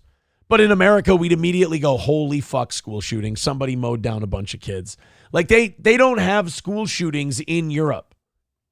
So they don't see what we see and go, oh, fuck, this is a nightmare. They see police all over the school and they go, what the shit is this about? They're curious about it. Funeral director with $2 says, I don't think SJ is dumb. He has an IQ of 136, bro. You know, I took a IQ test and it said that I was 136, so I don't believe that. I think all IQ tests that you take online tell you you're 136 because it made me feel good. Or no, it's 134. Like, you're 6 points away from genius. And I'm like, I bet you say that to all the girls. I think that's all horseshit. Brett Mack says, no, Aaron, that was 36. Oh, okay. Well, then that makes sense. Hey, Brett Mack, throw a 20 behind that next time. That really hurt my feelings. $2 from Buffalo Jockey. He says, an historic explosive device. So some brownie brought in his grandfather that failed as a suicide bomber for show and tell. What? What the hell? Puerto Rican prostate puncher says 134 is terrible. No, it's not. 140 is genius. I don't believe mine's 134. I don't believe the test. What is a genius IQ? I believe it's 140. Yeah, there it is. 140 qualifies as genius in the IQ game. And then there's a bunch of stories here about like 8-year-olds who have like 146, 148. I guess if you go in that vein, then yeah, I'm fucking retarded. But I don't think that 130. I think those online IQ tests are there to make you like buy some other shit. And like you're not gonna buy shit if they go, hey, turns out you're a rock chewing dipshit. Like, well, I'm not giving you $20 for a map of what I'm good, like what I'm apt at and what I'm inept at. Fuck that noise. But if you tell them, hey, you got an IQ of 134, you're almost a genius. Buy our little pack thing we have here, and we'll show you how you can add 6 points to your IQ. Puerto Rican prostate puncher says, you got baited. 134 is horrible. Still stands. No, it's great. It's wonderful. I aspire to it. Trucker 18 wheeler with 199 says 6 a.m. to midnight was the time Aaron was on. Tards. Yeah. I mean, look, we're not dealing with the smartest people, Trucker 18 wheeler, especially if you're in the YouTube chat. Look, let's just say a lot of them aren't getting invited to their family's Thanksgiving. They're embarrassed of them. That's all. $2 from funeral director says SJ mocks your legal situation. I don't think he's 136 IQ. Well, why wouldn't you mock myself? Like, if you don't know who I am and you don't like me, why wouldn't you mock my situation? My situation is not ideal for like a normal person. Like, you're not going to get me to like start an internet beef because some guy I don't really have any contact with goes, oh, this guy makes fun of your situation. Well, I make fun of my situation. It's fucking ridiculous. 2024 was a fucking silly year. The first half, I dug myself a hole, and the second half, I'm digging myself out of the hole. It's the way it goes. All right. Yeah, Rusty Grammar says, meanwhile, YouTube chat is like, what? How do y'all get triple digits? No, guys, don't worry. If you're in the YouTube chat, you don't want to get a triple digit IQ. You won't be able to enjoy Patrick Melton anymore. So just stay tarted up, and you're going to be fine. You are, trust me, kids, you are exactly where you belong. And that's coming from your internet daddy. You are exactly where you belong. $140 away from tonight. Puerto Rican prostate puncher says ghost politics laughed and called you a dumbass. Also fair. I mean, consider you tell people the year I've had. If they're, and they didn't know who I was. Consider telling them that. Wouldn't you expect them to go, that guy sounds like a fucking idiot? I'd be surprised. I would be a little alarmed about that person if they went, oh, it sounds fine. No, it doesn't. Let's go to funeral director with $2. He says, maybe you two queens can mock the situation together. I don't really have a desire to do anything. John Melendez was what, on the Howard Stern show a long time ago? Did Jay Leno? I don't really understand how that whole Dabbleverse got started in the first place. He's woefully uninteresting. I think it was a bunch of people who didn't have shows and didn't have anything to do. And they're like, here, let's just throw a bunch of shit at the wall and see what sticks. They probably started like 4 or 5 other podcasts before that. And then this Stuttering John thing fell in their lap. And for some reason, it clicked. It worked. Thank you very much to Loaded Wrench with $2. Loaded Wrench with $2 says, with less people, Aaron still got Alex Stein and Jesse Lee Peterson. Alex gave us a really funny shout out on Fish Tank. I really appreciated that. Alex is fucking hilarious, man. I love Alex. He's a good guy too. Alex is, I don't know if you consider him an asshole or whatever because of his public persona. Alex Stein is one of those legitimately nice guys. One of those guys who's a nice guy when he doesn't have to be. And that's how you can always know that someone's a genuinely nice person. I'll always say that about Alex Stein. 135 away from tonight. Hey, oh geez, let's bang this thing out tonight, huh? We got $45 left, or 45 minutes left. 135 away from today's goal. Let's do it. What do you say? $2 from funeral director says Stuttering John has a brilliant political show with noted Democrats. Those two ideas seem to conflict with one another. Sam Show says it's the Stein part, though. McBuster says, suck Stein's dick more, why don't you? Jostrich says Alex Stein got trolled by Pod Awful on Fish Tank. Really? Could you send me a link to that? That'd be interesting to watch. That Fish Tank is getting a lot of heat. A lot of people talking about Fish Tank. McBuster says it's pronounced Stein. It's not. It's not. Pants Maestro says the Beggy Monster. Yes, the big bad Beggy Monster is here and here to stay. Pants Maestro loves me. Remember when Pants Maestro started as like this big hater, and we kind of broke him down and got him to admit he loves the show. Now he's kind of retreated a little bit. And he's like, no, I still gotta keep my stiff upper lip about not liking you. But I know that deep down, Pants Maestro is a big fan. I like that about him. He's like a girl trying to keep her virtue, but she wants to fuck. Buffalo Jockey says it's weird to make fun of the one actually taking care of their legal issues like an adult. Well, yeah, of course. Of course it is. But you don't think I know that? That's why this shit rolls off my shoulder and I make fun of these people back. I know what it is. Like I said, I've been doing this long enough that to think I can't see everybody coming from a mile away at this point. Come on. It's all fun. All right, let's continue on with the show. You guys throw in $5 and $10. Throw in a few dollars here and there. Let's get this 135 knocked out. And let's call it another win for the toe. Nothing in the PayPal or the Venmo tonight. And those are the nice immediate ones. My greedy ass loves those PayPals and Venmos, dude. So just go ahead and click one of those links. Fire in the hole. And this is our last evening show goal of our 4th anniversary week. So make it special. Show me you love me. $2 from Funeral Director. I like that he's doing this $2 at a time, making me work for it. We got a guy getting shot in the next segment. Funeral Director with $2 says, yeah, I remember when you made Pants Maestro a little bitch. Oh, shit. I didn't say I made him a little bitch. Now that's fighting words. That's not very nice. I didn't say I made Pants Maestro my bitch. I said I got Pants Maestro to admit that he liked me. That's different. Brett Mack says, shoot a rope at that goal, chat. Lucky Leon says, Aaron's new superpower, he can see people coming from a mile away. You spelled coming wrong. You spelled it with a U with it. Oh.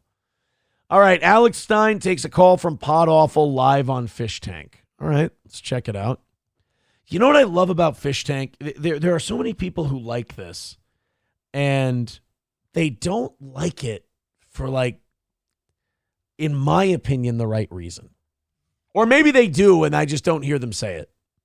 The reason Fish Tank is so great, and the reason Fish Tank is so brilliant, is it's another Sam Hyde satirical shot at our culture. But the people involved in it don't know they're part of a satire. It's so 4D brilliant. Sam Hyde is going to go down as one of the most underappreciated, underrated comedic and social commentators of our day. And precisely for the reason that he's not a boisterous, beggy fuck like I am. He's a guy who just does really solid work. He doesn't look for anybody's approval, and he just does it. And he's found his audience, and he does his shit for them. But I like $1 Million Extreme and a lot of his other shows before that have such good social commentary, and it can be taken in so many different ways, and that's what makes it so good. And people sometimes just watch it surface level and just see the comedy in it, which is great, but man, to appreciate what Fish Tank really is. Fish Tank is a cultural satire on the obsession with reality celebrity, the obsession with internet celebrity, people who will do anything. They will debase themselves. They will look like fucking dog shit. Fish Tank is Sam Hyde holding a mirror up to America and going, look at how black and ugly your soul is, you fucking pigs. But they don't know. The people who are in it don't know they're a part of the satire. That's the brilliant part. And don't worry, me saying this is not going to make them self-aware. Not in a million years.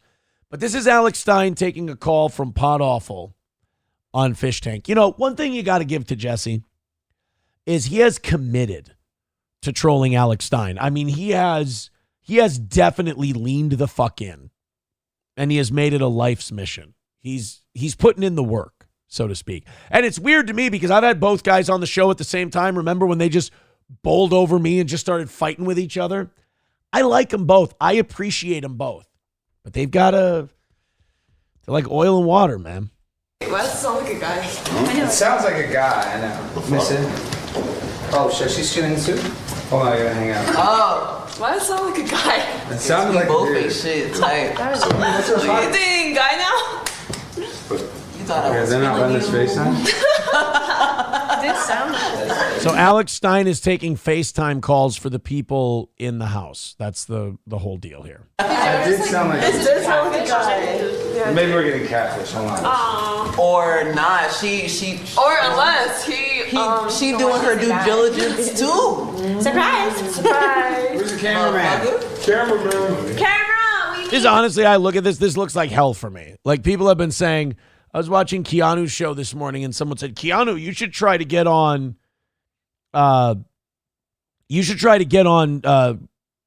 Fish Tank." I keep almost call it Catfish. You should try to get on Fish Tank, and I'm like, do you know how awful that would be for anyone?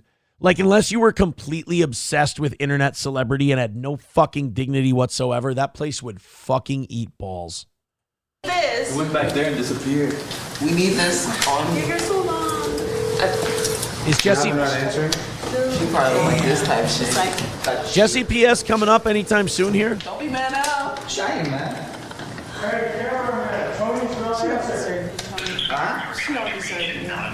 Oh shit. Now she all of a sudden. Now she's not answering. Oh shit. She probably. I don't. Tony, is her area code Tennessee? I don't know how they'd have my number. Nah, that was some. That number was from Tennessee that called him. So. Oh, it wasn't her. Did I miss the Jesse from Pod Awful thing, or is it on its way? Anymore.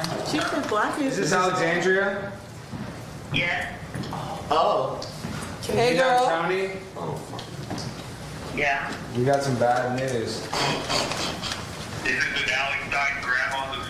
Oh my god. Oh, there was Jesse. And there's Alex's classic. That's kind of his response to Jesse, but at this point, he's like, oh, Jesus Christ, this fucking guy again. I get it.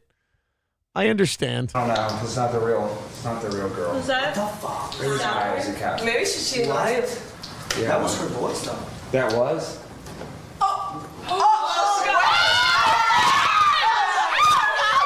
Oh, no, did we find out that one of the guys in this thing got catfished by Jesse PS? This is fantastic. I hope that's the case.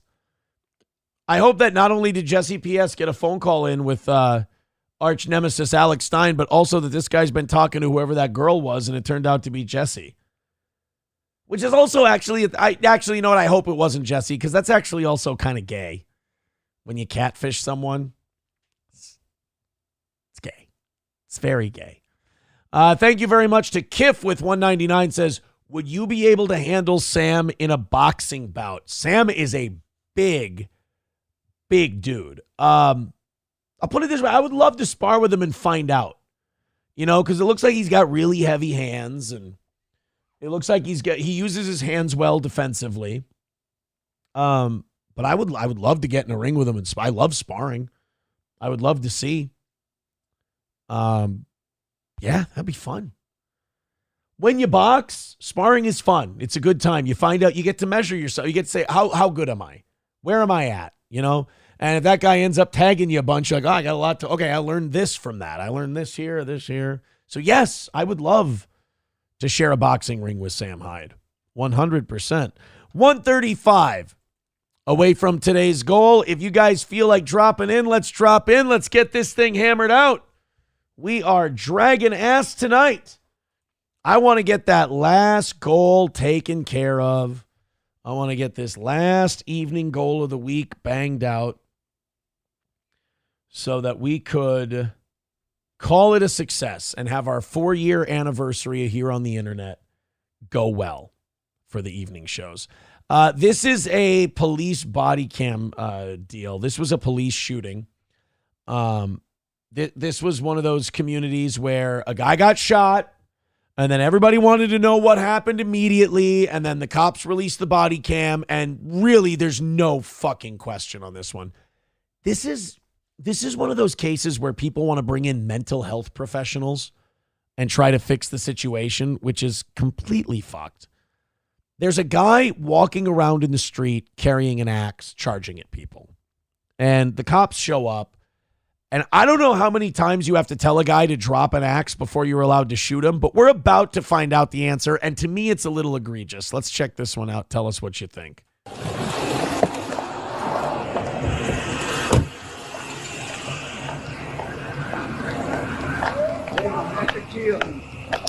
Hey, put the knife down! Put it down. 62, one at gunpoint. He's got the axe. Put it down right now. Put it down. Put it down right now. Put it down right now. Yeah, look at that. You can see the axe in his right hand. Walking towards police with an axe is I put that in the top 10 ways to get shot. That's a pretty good way to get shot, is walking towards police with a deadly object. Put it down. Put the axe down. Oh, he's saying fire. This is S-word by cop for sure. This is definitely it. God, these people are such fucking animals. Guys are such pukes. Gonna make a cop shoot you. Which, by the way, I had a friend who was a cop who shot somebody back when I did radio in Litchfield. It fucked him up. It fucked him up real bad. You don't come out of a situation like that the same guy you were. So a guy like this, like fire, and he's got an axe and he's mentally ill and he wants to die. It's like, yeah, it's easy to say, well, yeah, then fuck him, shoot him, kill him. But it's like, you're fucking up that cop too. So I triple hate this guy. Put the axe down. Do it now. Put the axe down. Put the axe down. Put the axe down. Put the axe down. Now he's walking. Now he's walking towards that truck. Right now. Put it down. Put it down. Put it down. Put it down. Put it down. Put it down. Put it down. Had to go. Put it down. Don't reach for it. I just took it off video because this next part gets pretty graphic. Reach for it. Don't reach for it. Put it down. Put it down. Hey, don't reach for it. Hey, he's down. Stop reaching. Yeah. I mean, what else are you supposed to do? There's that one's unquestionable for sure. Adam Simon gifting a membership. Thank you very much. I appreciate that. Funeral director with $2. Thank you. 130 away from knocking it out tonight. Let's go, guys. Let's make this thing happen. We got a half hour before we rattle the cans. Let's do it, man. Let's fucking do this thing. Streamlabs, PayPal, Venmo, everybody jump in there. $130. That's all that's sitting between us and another win for the toe. 383 Novocaine with $2 says, Aaron, Black Friday will have good deals on HD cams. You read my fucking mind, buddy. We're going to be looking. That's the number one thing I want to do with the studio is update that camera. That's for sure.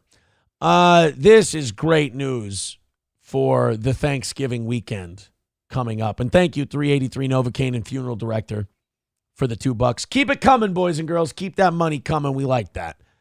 This is great news for the Thanksgiving weekend. Apparently, after you eat a bunch of food, and this is year-round, by the way. This isn't just Thanksgiving. Apparently, science has discovered that if you eat a big meal, you should go on a walk and just fart constantly. It's true. Scientists have found out that if you just go and you drop ass for like a good half hour after you eat, just literally walk around the block crop dusting all your neighbors. That's it. And it's apparently remarkably good for you. It cures bloating. It cures all kinds of intestinal problems, digestive problems. It makes sense, man. You eat a bunch of food, you sit down with your family, you hold that shit in. It's going to cause all kinds of problems. You can almost feel it happening while you're holding it. But you go outside and you walk around, you just shit your pants over and over. It's another win for the toe. Going on now, this is an article from Axios. Remember Axios' CEO was yelling at Elon Musk because Elon said that citizens are the journalists now? Well, Axios decided to prove old Elon wrong by writing an article about going on a fart walk. Bad timing, perhaps. Bad timing. The article states, first and foremost, moving around after eating helps kickstart your digestion. So you're not supposed to lay down like a boa constrictor that just ate a deer. You're supposed to be moving around a little bit. Getting your bowels moving after you eat helps your stomach empty more quickly, which helps mitigate bloating and could even reduce acid reflux. So see, if Patrick Melton would get up out of that chair once in a while, he's probably sitting in that chair. Oh, can you imagine how bad, like, fat guy farts that chair? Oh, my God. It's probably the most depressing smelling chair in the world, or at least top 10. But if he just got up and went outside, and I know he'll have to go like this first because natural sunlight is an enemy of his. But if he just walked outside and just let those giant thunder farts from that terrible diet of his go, he would probably be a little skinnier. And not to mention the walking. A guy his size, he'd be drenched in sweat 3 houses down. In that heat? Are you kidding me? So if he goes out and he just cuts those thunder farts, instead of doing it inside his house and polluting the air and making it toxic, he could go outside, go for a big fat guy sweat, and just shit his pants the whole time, and he wouldn't be so fat. I'm just trying to help the guy. I know it's going to fall on deaf ears, but I really am just trying to help. Now, the fart walk is a practice coined by Marilyn Smith, who's a 70-year-old cookbook author who evangelizes on social media about eating lots of fiber and walking after dinner to fart. Of course, cultures around the world have been going on walks after dinner for centuries, from Italy, where they call it la passeggiata, to China, which has the ancient proverb, if you take 100 steps after each meal, you'll live to 99. This is legit. This is, here.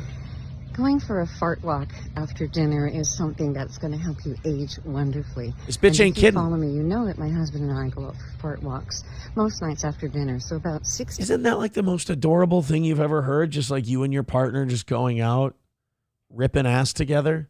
That's adorable. It's the most beautiful thing I've ever heard. I've never heard a woman fart. Ever. Like a grown-ass woman. Like, obviously, if you have kids, like, your kids will rip ass every once in a while. They think it's hilarious. But, like, I've never heard a woman fart. Can't catch them doing it. They're fucking sneaky, man. They take pride in that shit. But you can't let them hold it in. That's what you should tell them. You're like, honey, you can't be holding in your farts around me. Your face is going to get fat. You're going to look really squishy if you don't get that out. But you got to go for the walk, too. You can't just sit there. 15 minutes after we've eaten, we put on our running shoes and off we go. Now, why do we do this? Well, we eat a lot of fiber, so we have gas. Everybody does. And I'm having popcorn after the show. Yeah, you fart when you walk. So that's why I named it that. But the main reason that we do the fart walk. Hey, guys, you wonder why she called it the fart walk? You're going to have a hard time believing this, but apparently she goes for a walk and she farts. Put the two together, branding.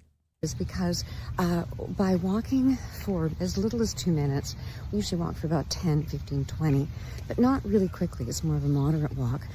We are helping reduce our chances of developing type 2 diabetes. Shit, you guys, you hear that? Like, so the next time you're watching TV and you just cut one in front of your chick and she's, yeah, fucking disgusting you. You want me to be diabetic like Patrick? You don't want me losing toes, honey. Why? Well, because walking is helping maintain our blood sugars, keeping them from ricocheting all around. And as you age, especially after 40, you have a bigger chance of developing type 2 diabetes. So, well, shit. It's these little things you do on a regular basis that can have I'm a little upset that she's not, like, recording herself cutting a few of them. Like, that would show that these walks are successful in doing what you're claiming they do. A big impact on your long-term health. So, sign yourself up for fart walks. I invented the hashtag. Yeah, so on my grave, Marilyn Smith, the fart walk inventor. Yeah, you know what? It's fun to be famous for something. Look, I mean, if they made my fucking headstone right now, it would say bull/cuck on it. I mean, it's fart walk inventors better than that. I'm not sitting here. I'm not judging the bitch. No Pen 15 Fathead with $1. Thank you very much, buddy. Funeral Director with 99 cents. Thank you very much. And Adam Simon with $1. Eli over on Venmo with $10. says, cheers to 4 years. Thank you very much, Eli. Give me the blood, Eli. Throw into that PayPal. Throw into that Venmo. The Super Chats, the Rumble Rants, everything. Thank you guys very much. 120 away from knocking out tonight's goal. 120 away from knocking it out tonight. Uh-oh. I fucked up my Rumble chat. What did I do? There we go. Okay, I missed a few over on Rumble. Sorry, guys. The fart walk thing broke our chat. Somebody on YouTube sells their bottled farts for $500, allegedly. That's true. There's people who sell their farts. What can I tell you? So you're going to have a bowl of butter with a few puffs of kettle corn mixed in after the show, says Buffalo Jockey for $1. That's not what I said. It's not what I said at all. I said I'm going to have some popcorn. Why don't you believe me? Why don't you believe me? All right, guys, we got $20 20 minutes until we rattle the can, and $120 away from tonight's goal. Let's rally up and let's bang this thing out. I appreciate you guys. Keep our week perfect as we sit here celebrating 4 years independent. Sapphire says, breaking wind and ejaculate. I can't take this anymore. What? I mean, you're clearing out your system. You're clearing it out. Lucky Leon says they don't fart. That's why they're cunty. Hey-oh.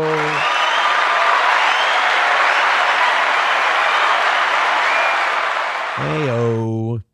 The kernels won't even be popped. He's just going to scoop the hard, buttery bits and suck on them, says Sam Show. All of these allegations are disgusting and false, and I got to be honest with you, I don't know how to defend myself from them. I think we would call these accusations scurrilous, is what I would call them. The Department of Justice is, this story. So there was a mayor in Colorado Springs. He's a black guy. And the DOJ now wants to protect him. They're calling him the Jussie Smollett of mayors. Now, I don't know if you saw this last week. We talked about it briefly, but Jussie Smollett's going to get away with everything. Jussie Smollett, they overturned his case on appeal. He's free to go. He got away with the whole damn thing.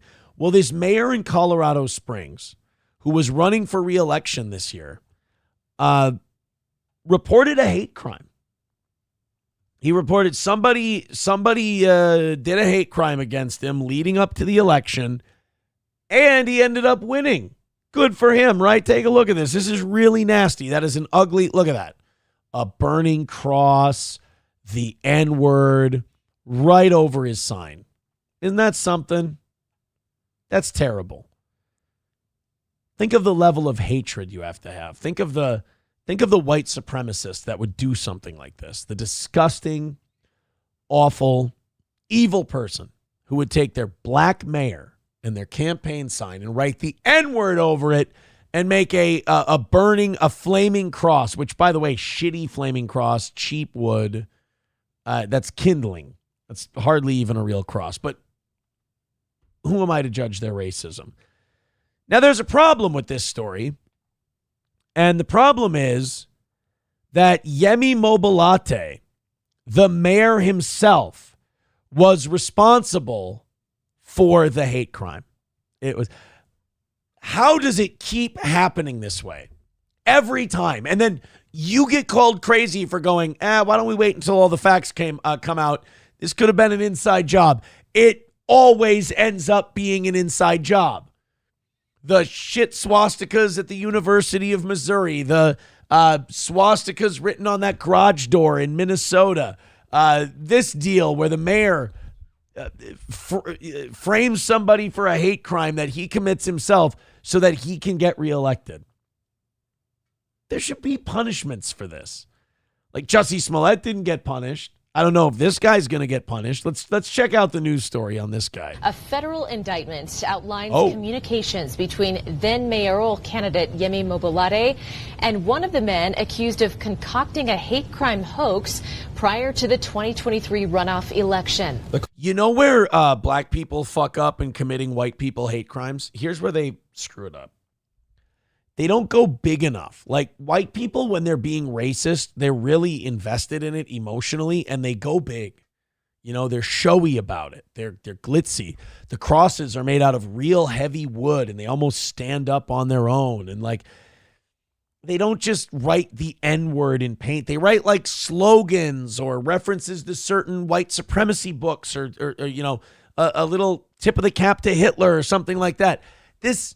The fake black white supremacist attacks are so uninspired and lazy. I almost want an apology. Court documents run through 5 separate contacts between suspect Derek Bernard and Mobolade, beginning with a Facebook message from Bernard to Mobolade 10 days before a cross was set on fire in front of a Mobolade campaign sign that had the N-word spray painted on it. Yikes. According to court that sounds really, really bad. Documents, that initial message from Bernard read, quote, "I'm mobilizing my squadron in defense and for the final push. Black Ops." Okay, that's not bad. Like, as far as black guys pretending to be white guys that hate black guys, mobilizing my squad, things like that. Okay, that's not bad. It's a little less generic. So they put in a little effort. Still, you got to have a better cross than that. A real white supremacist would never allow that sorry excuse for a cross. Style, Big Brother, the Klan cannot be allowed to run this city again. Bernard then texted Mobolade on April 23rd in response to a message about needing support to get to the finish line. A 5-minute phone call was also shared prior to the election. A final text from Bernard to Mobolade was also documented the day of the May 16th election. Now tonight, Mayor Mobolade responded in a statement writing, "That incident during my campaign led to a very traumatic time for my family, my campaign team, and our community. Wow. My knowledge and interaction with Bernard was as a local media personality." I smell bullshit. I smell bullshit. Goes on to say, "I was not aware at the time that he was suspected of this crime. I appreciate local and federal law enforcement's work in pursuing justice and sending a message that we will not tolerate such reprehensible behavior." This guy is a really good politician. Boy, did he throw that patsy under the fucking bus in a heartbeat. "You got my back, Mr. Mayor, because I really stuck my neck out for you." "Yeah, I got your back." What do you think of this guy? "Oh, I think it's reprehensible and it's disgusting and it's brought a lot of shame and pain on our community." "Mr. Mayor, you said you were going to get my back." "I don't know, you asshole. See you later."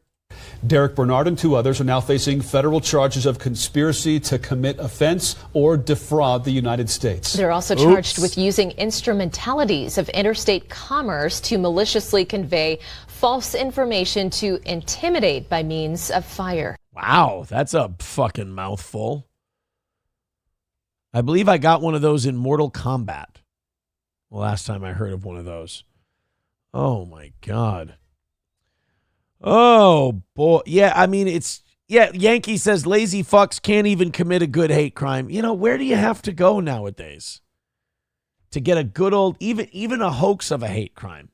You got like Jussie Smollett putting like string around his neck. What was the Bubba Watson one?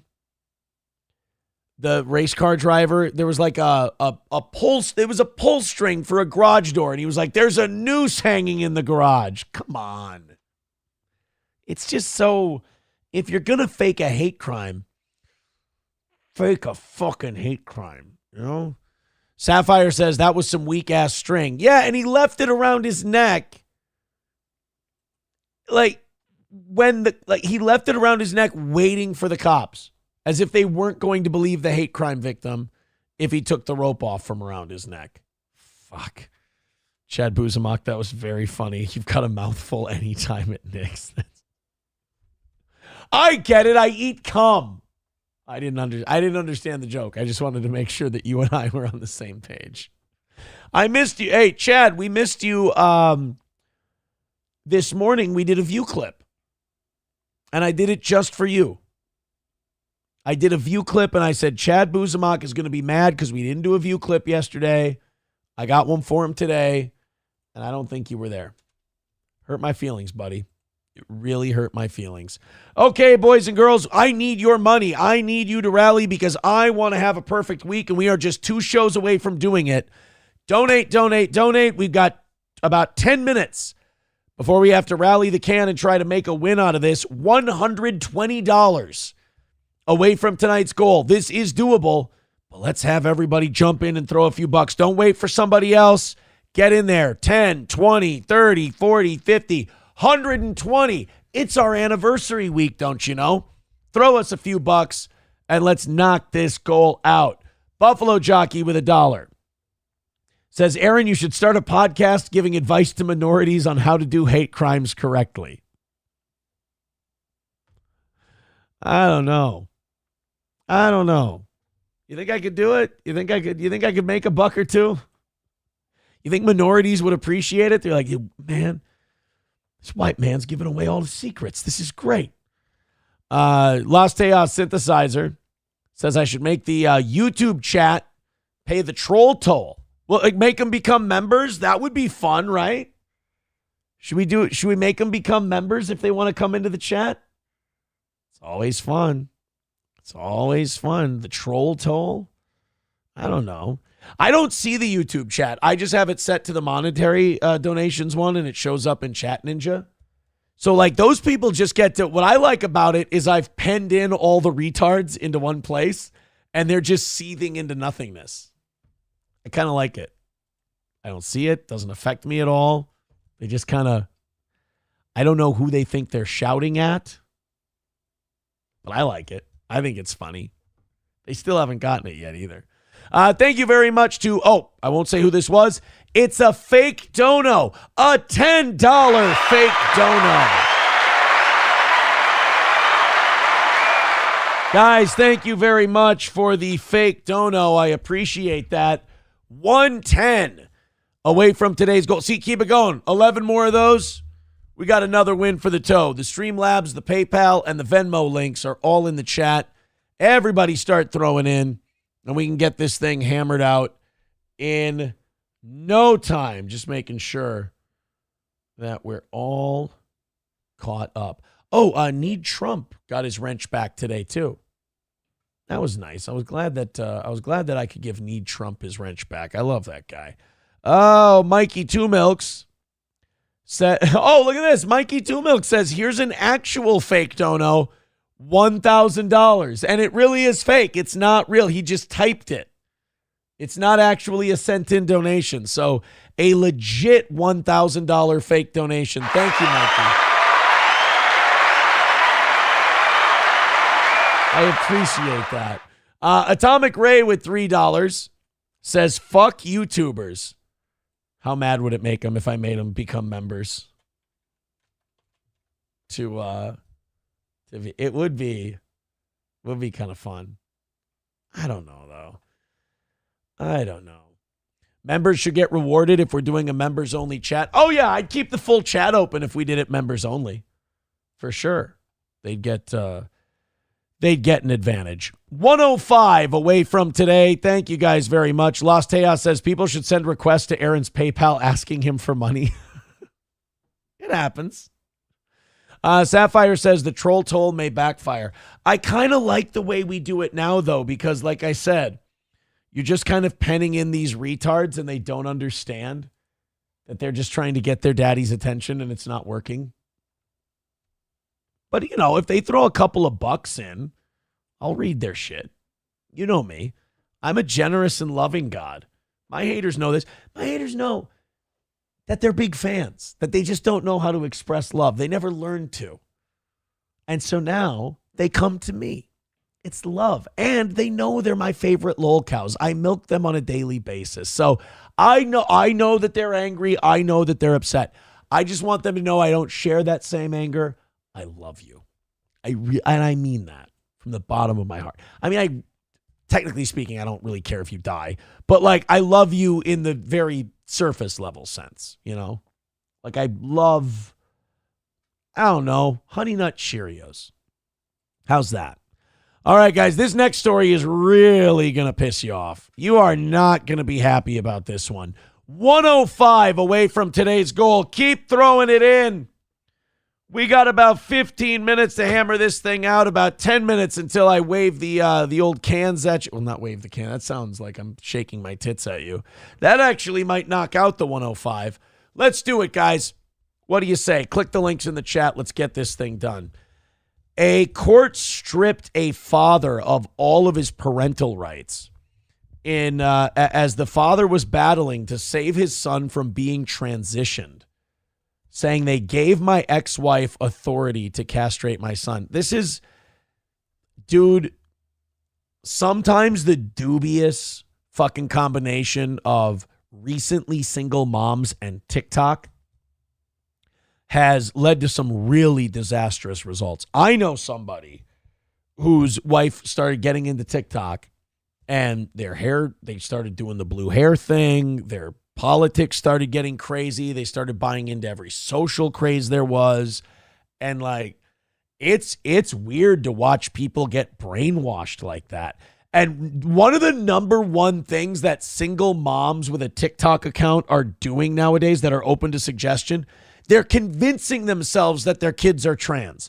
Like their son will wear a dress, or their son will want to put on a dress, or want to play or watch a movie that's maybe for girls or whatever. And it's amazing because progressives were always the toys don't have a gender, movies don't have a gender, you can watch whatever you want. But now all of a sudden, if you do anything that's considered a girl thing, well, you know, we got to put you on hormones and think about cutting your dick off because you're actually a girl. And these kids don't believe these full of shit, fucking crazy, need to be on psych meds moms either. Because they keep telling these kids, or they keep telling people that, oh no, my kid came to me and said they wanted to be a girl. No, you always wanted a girl. You don't want to have a boy because it reminds you of your ex-husband or the father of the kid, and you're a poorly adjusted lunatic who now wants to project that onto your child. Thank God the mother of my children is a normal human being. Holy fucking shit. Because I've seen some of these moms, and they are wide-eyed, batshit crazy. And they go, oh, no, he told me. No, he told me he wants to be a girl. No, he showed up with one of your dresses on one day, and you went, do you feel like maybe you're a girl? Do you feel like maybe you're a little princess? Yeah, because he wants to make his mom happy, so he just answers yeah. And then from there, the mom goes, well, let's put him on hormone blockers. And then if the dad objects, the mom will fuck with the doctor's head because they all want to do these things because they're money makers for the doctors and the hospitals. It's truly an evil deal.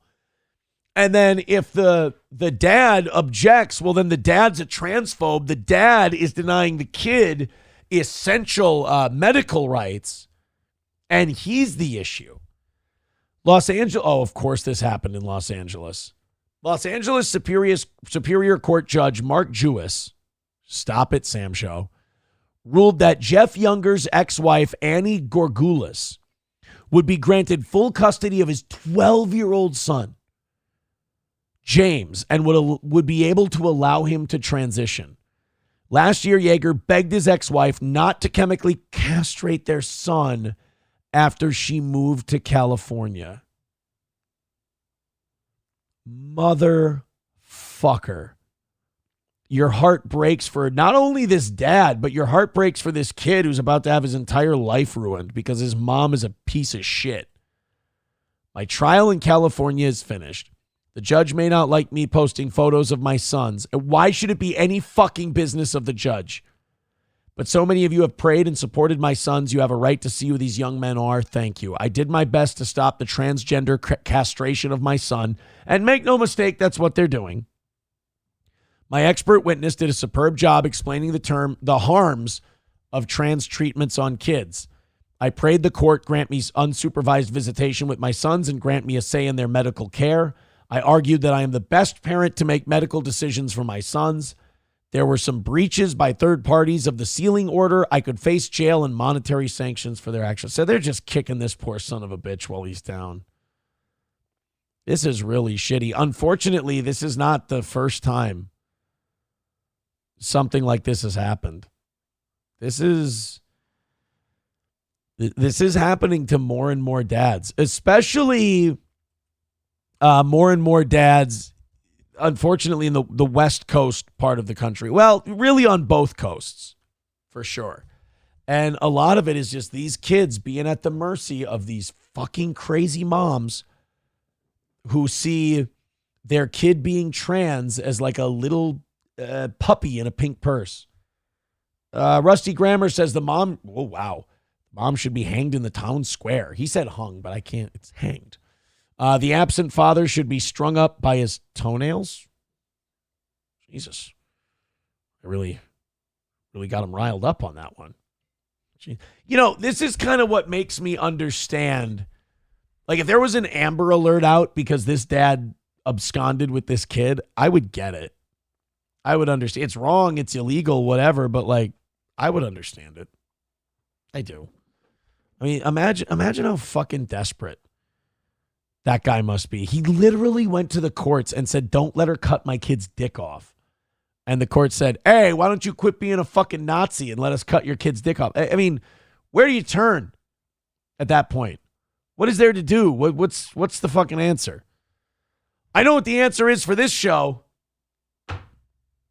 Begging you for your money. Hey!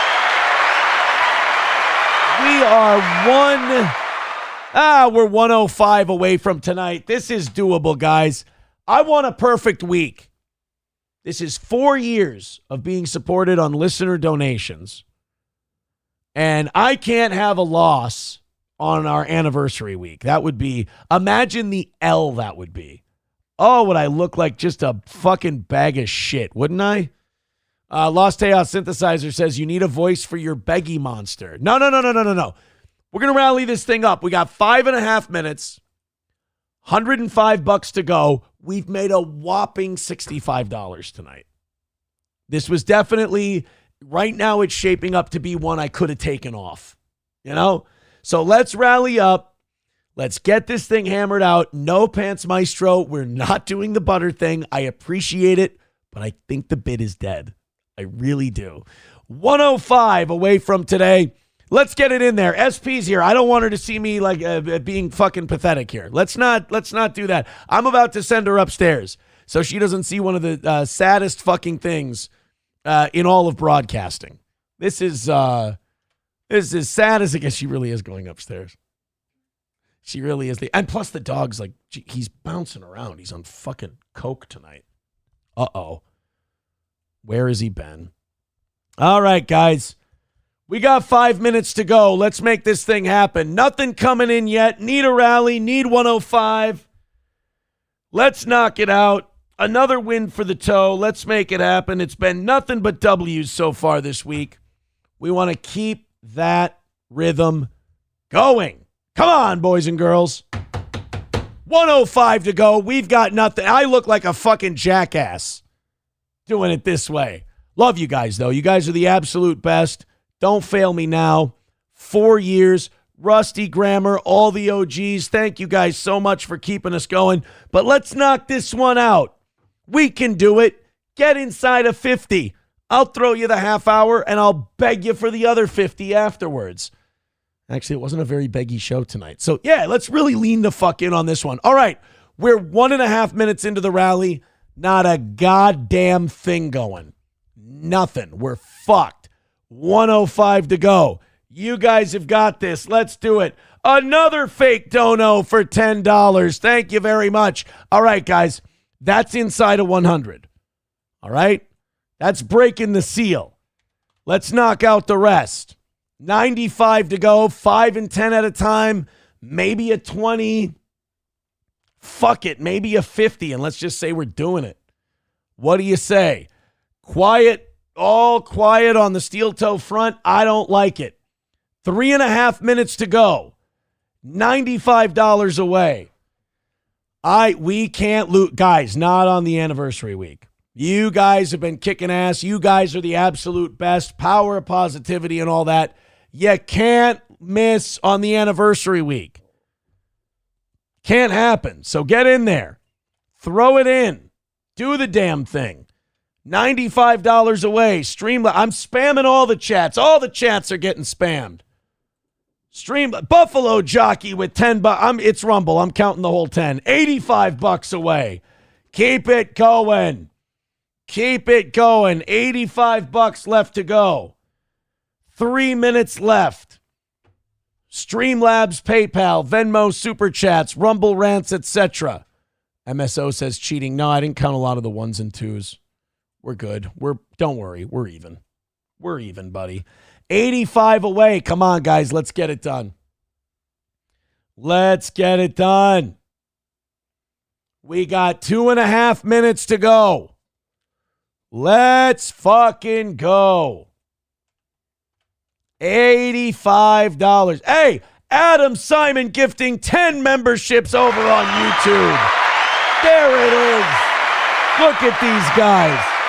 They're fucking doing it. $60 away from today. Hold on. Let's hit refresh because I think we've got something coming down the pipe here. $50 from Scooby Jooby Jew. He says, happy anniversary. I'll be traveling the rest of the week. Oh, my God. Look at how they rally. $10 away. $2 coming in from Buffalo Jockey. Says he's not cheating. He's not married to the chat. Ah, I see what he did there, you motherfucker. Grand Poobah with $5. Says if you don't want SP to see you looking pathetic, don't take off your pants. That's not nice. That's not nice, Poobah. Hey, look, I'll laugh along with a lot of shit, okay? It's a fucking low blow and you know it. I was in the pool. All right, guys, $10 away. Oh, never mind. Another win for the toe. It's over.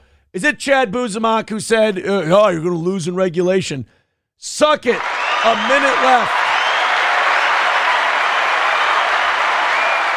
There it is. Jeff with another. Oh, there's $1 from Jeff. Then we got Von Kaiser with $10. Thank you very much. Oh, my God. Oh, my God. Look at the W for the steel toe. That's, you know what they call that in the business, guys? You know what they call that? They call that another win for the toe. Chad Buzamak says, attaboy, give props where props is due. You understand whenever you're nice to me, I get nervous. It makes me, I'm letting you know right now, it makes me remarkably uncomfortable. Wait a minute. Is Ben Stiller turning into one of us? Ben Stiller says woke America killed edgy humor. Hold on a minute. Ben Stiller woke This is kind of bullshit because Ben Stiller is one of these guys who you could argue that he's been one of the pussies that have kind of enabled this shit. By the way, help the toe. Thank you for the 99 cents. Kiff with 199 says you did say you'd call Corey for overtime. Fucking hell. Jesus Christ, that scared the shit out of me. You did say you'd call Corey for overtime. I did, didn't I? Let's do that. Should we call Corey now for overtime? Let's do it. Brittany, thank you very much for the $5. Says fake dono. I love those fake donos. Thank you so much for the fake ones, guys. You guys are, I think, $5 into tomorrow morning, our last one of the week. Our last one of the week. Friday morning, you guys are going to decide how long we're on. It could be as long as a 6-hour show. We could go till noon on Friday. And, why don't you guys help me out? I'm trying to figure out if we should do, should we do it as Rumble Friday or would that not be right? Because it's a celebration of 4 years off of radio and on the internet. Should we do it on all platforms, Kick, Facebook, YouTube, Rumble, or should we keep it Rumble Friday? I want to get the vibe from you guys and see what you think. MSO says, guarantee Corey will not answer the phone. I don't think so. I don't think Corey's going to answer, no. I don't think Corey doesn't really give a shit about this show since he left. Nor should he. I'm not saying that like it's a bad thing. We'll text about like boxing or UFC every once in a while or like comment about Vikings shit, but nothing really heavier than that. Atomic Ray says, all platforms, you faggots. I like the chat here Monday through Thursday. Okay. Buffalo Jockey says Rumble Friday. You'd have more fun with the donos if it were Rumble. Yeah. Kind of would, wouldn't we? Like if we're doing the envelopes, like, hey, your guys' money is going to decide like how long we go. And it's not just going to be Rumble links, but it can just be, hey, congratulations on the 4 years. Here you go. Here's some money. And we can play copywritten shit. That could be kind of fun. You know what? We're going to settle it for sure tomorrow morning. Vadam with $5 says, do Rumble Friday. I love Rumble Friday. I'm going to put something up on the Toe Boys page. Maybe I'll put something up on the Steel Toe Facebook page.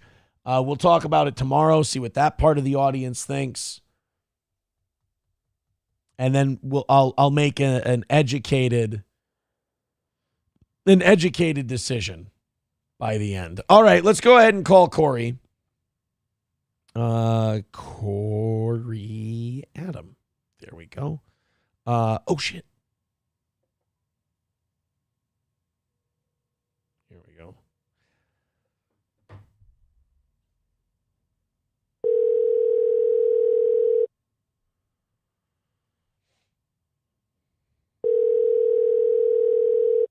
$50-1 odds that he answers.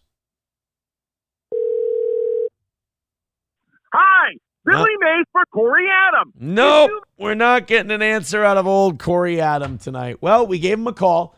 We'll also, maybe we'll give him another call a little bit later on. I'll put a poll up in the YouTube chat.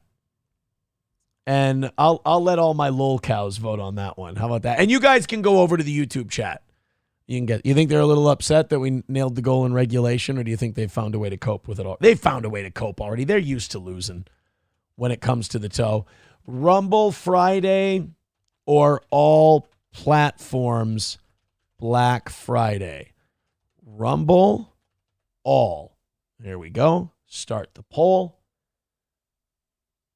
Perfect. There we go. Then we'll check on that at the end of overtime. Let's go to, there's some people in the Rumble chat saying Rumble Turkey Day. 09 Canyon said, Chad Buzamak, it's better than when he searches the web for what concerts or football games he wants to go to for overtime. Shane Gillis, by the way. Babe, what's the Shane Gillis one? Is that February 25th? 22nd. I told my baby that we could get Shane Gillis tickets for Christmas, and she said no. She can do it for Valentine's Day. It's a closer date. It works a little better. Ooh, Shane. What gal? What a lucky girl. What girl doesn't want her man to buy her tickets to go see Shane Gillis for Valentine's Day?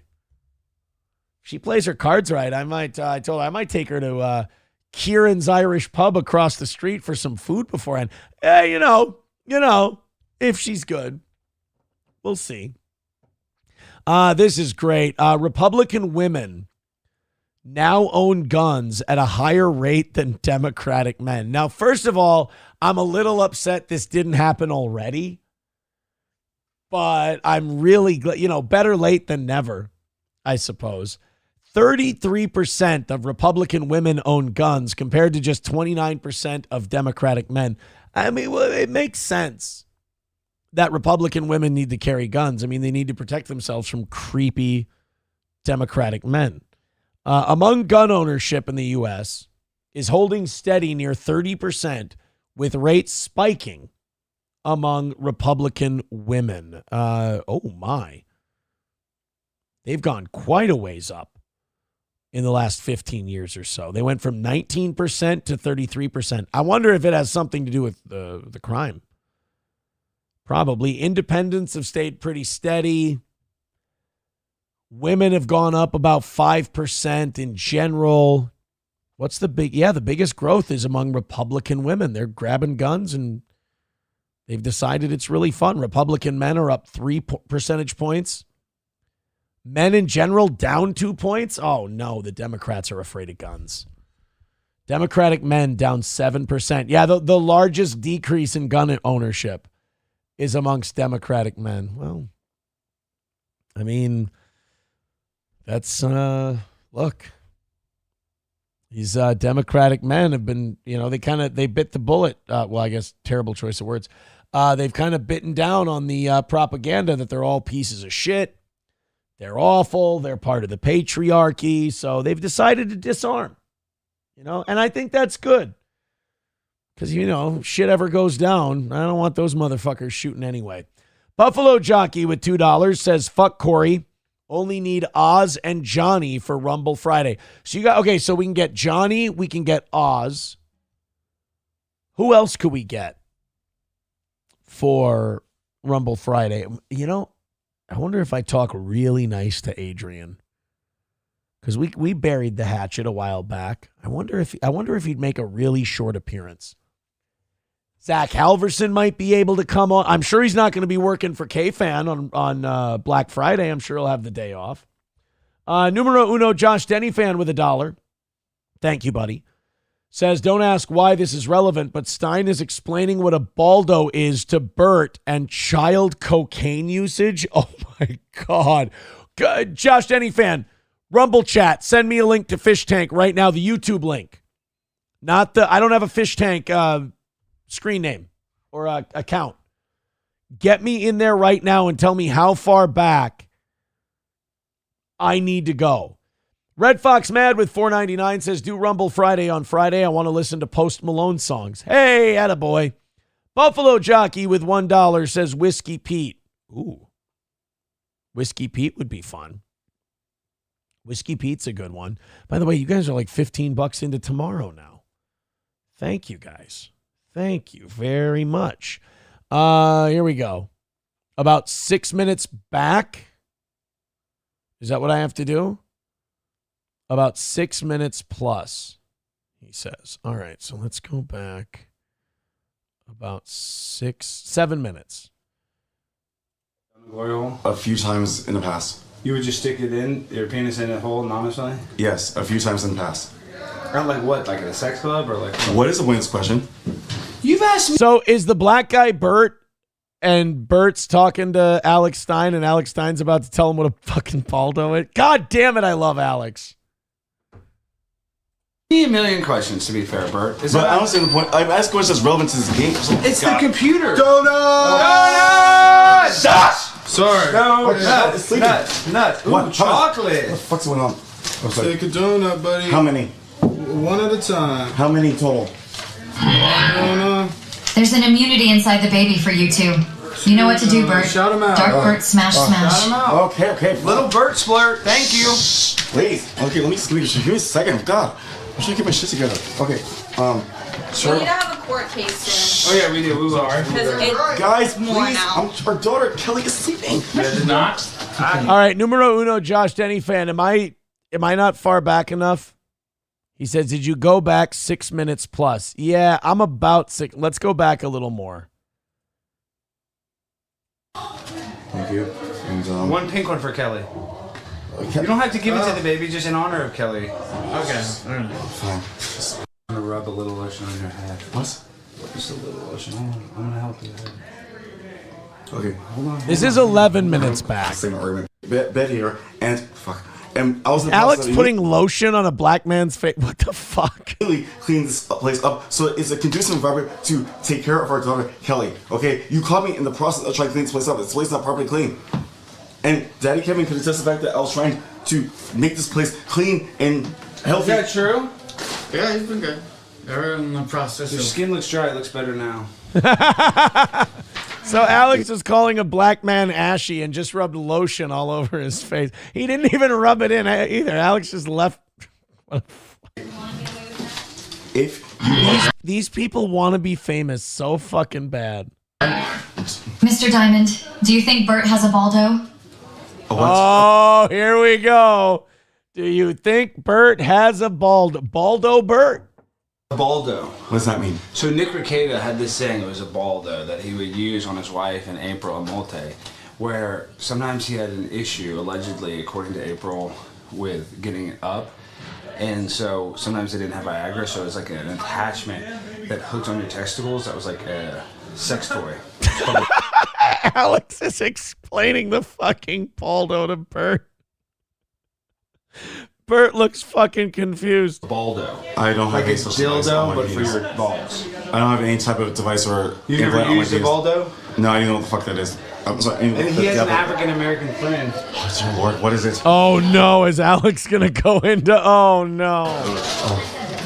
Take 3. Okay, 3. Okay. Thank you. And, One pink one for Kelly. You don't have to give it to the baby, just in honor of Kelly. Is this it? Is this the end? Just for good vibes. Okay. So this Nick guy, he. So Alex goes back to. All right. So anyway, I was talking about the Baldo. He used to have like this sex toy device, and his friend Dex is the one that gave it to him. And Dex is an African American man as well that allegedly also swapped and did the same thing you did. Like you know how married couples like for you to blast their wife. Yes. Nick, his friend, allegedly Dex, large African American, he would like it when he would blast his. Allegedly. Okay. You would like Nick. I think you'd get along with Nick. I'm not. I think you would get along with. Okay, is this He's like very famous. Cool. Is this like a cautionary tale or something? Another win for the toe. JJ. Ah! Yes! Look at Alex's face. Another win for the toe. Fucking A. Thank you, Shark Tank. That is the second steel toe reference on Shark Tank. So Aaron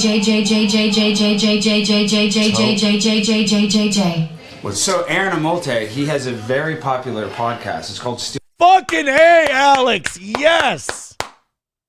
Steel Toe Morning Show. He's a Minnesota Vikings fan. He lives in Spicer, Minnesota. I don't. I live in St. Cloud, Alex, you cunt, but that's fine. And since he's Steel Toe Morning Show, oftentimes he gets his viewers to help him. Mr. Diamond, do you think Bert loves glory holes as much as Mr. Darius does? Yeah, have you ever been to a glory hole? Well, there a couple times, but it's not really my thing. Kind of like to see the person's face. Wait, you've been to a People who have been to glory holes just say they've been to glory holes? This is new to me. Wait, how would you see their face if you're doing it anonymously? I mean, I like to see the person's face. That's why I don't really like glory holes that much. But you have done a glory hole? A few times in the past. You would just stick it in, your penis in a hole anonymously? Yes, a few times in the past. Or like what? Like at a sex club or like what? What is the wins question? You've asked me a million questions, to be fair, Bert. But I don't see the point. I've asked questions that's relevant to this game. It's the computer. Donuts! Sorry. Nuts. What? So they're pissing this Bert guy off because they keep bringing him donuts, and Alex is explaining to him glory holes and Baldos. And another win for the toe. That's fucking great. What the fuck's going on? Take a donut, buddy. How many? One at a time. How many total? There's an immunity inside the baby for you two. You know what to do, Bert. Shout him out. Dark Bert, smash, smash. Shout him out. Okay. Little Bert splurt. Thank you. Please. Okay, give me a second. God. I'm trying to get my shit together. Okay. We need to have a court case soon. Oh yeah, we do. We are. Guys, go to Fish Tank and get an account and sign up and watch this. People are loving this Fish Tank season. Guys, please. Our daughter Kelly is sleeping. Yeah, not. I think Kelly is. Oh fuck! What is? You want a donut? Everyone's we got plenty. Give Bert a second. He needs to shout the donuts out. Our daughter Kelly is sleeping. So please shut the fuck up and let me do this damn thing. God. I don't know anything about this Bert guy, but he is fucking flustered, and Alex is just trying to chat him up a little bit. Roach, appreciate the donut. You're sweet. Okay, literally. Is this the end? Don't trust Kevin. Interesting. Thank you for the toy. Take another donut, bud. Take another donut. Yay! Thank you. Appreciate the donut. Hey, another donut for you, bud. Okay, guys, take a donut, bud. Fuck. Okay, thank you. Appreciate it. Don't Dagos. swear around your baby, bro. That's no good. Take another donut. Okay. Kevin kills kids. Thanks for the donut. Take a donut, bud. It's mad, bro, because I agree. All right, I'm guessing that's the end then. Wow. Thank you, numero uno Josh Denny fan, for that one. Oh, there is no end. It's 24/7. I thought they had like seasons, though. Numero uno Josh Denny fan says Bert is a bisexual porn worker. Okay. Bisexual porn worker. Numero uno Josh Denny fan says another win for the toe. Fuck yeah. That was dude. I love hearing another win for the toe come in for a dono on Fish Tank. That's awesome. Chad Buzamok says Aaron, Alex is trolling you. I like Alex, man. I think that shit's funny. I really do. I think that's great. I talked to Alex today. I said, hey, man, thanks for the shout out. And now I can say, he goes, I'll get you another one.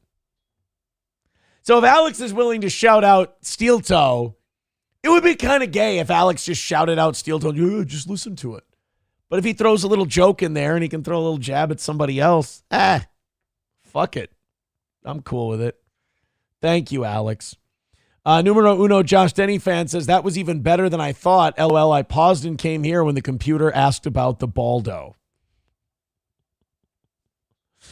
Oh, shit. Numero uno Josh Denny fan says, someone needs to ask Bert if he met Melton at a glory hole. It's possible. It's possible. Atomic Ray says, Alex is fucking with the toe. It's the computer cheering. No, that's what I did that. That's me. I'm doing the cheering. There have been Red Bar shout outs, but this fucking crushed it, says numero uno Josh Denny. I love that. There's the shout outs that are coming into Fish Tank are Red Bar and Steel Toe. That's awesome. Now, numero uno Josh Denny fan, was that you who sent in the dono that said another win for the toe? I'm not going to be disappointed if you did. The fact that it got in there is cool with me. McBuster says Melton would not be at a glory hole. He would be down the street at the elementary. Oh, my goodness. People saying Melton wouldn't waste a drop.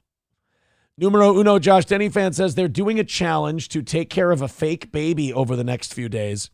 Who knows what more Stein will do. I think Fish Tank is a brilliant idea. I think it's Sam Hyde doing a satire, but the people who are in the satire don't know they're part of the satire. It's shitting all over the idea of reality TV, desperate to be famous culture, famous for the sake of famous culture. I think what Sam's doing with it is great. Basically, what he's doing is he's using these people to make a commentary on our get famous now reality show culture. But these people are also, they're walking into the satire. Sam is setting it up that way, and these people are playing it as though they've seen a script for it of what Sam wants to accomplish, and they're just naturally doing it. It's one of the most beautifully unscripted things I've ever seen. I really like the concept of it. It wasn't me, says numero uno Josh Denny fan. I tried to get some shout outs before, but it's hard to time out. Oh, okay. Okay. I like this Bert guy. He seems a little high strung. Old Bert.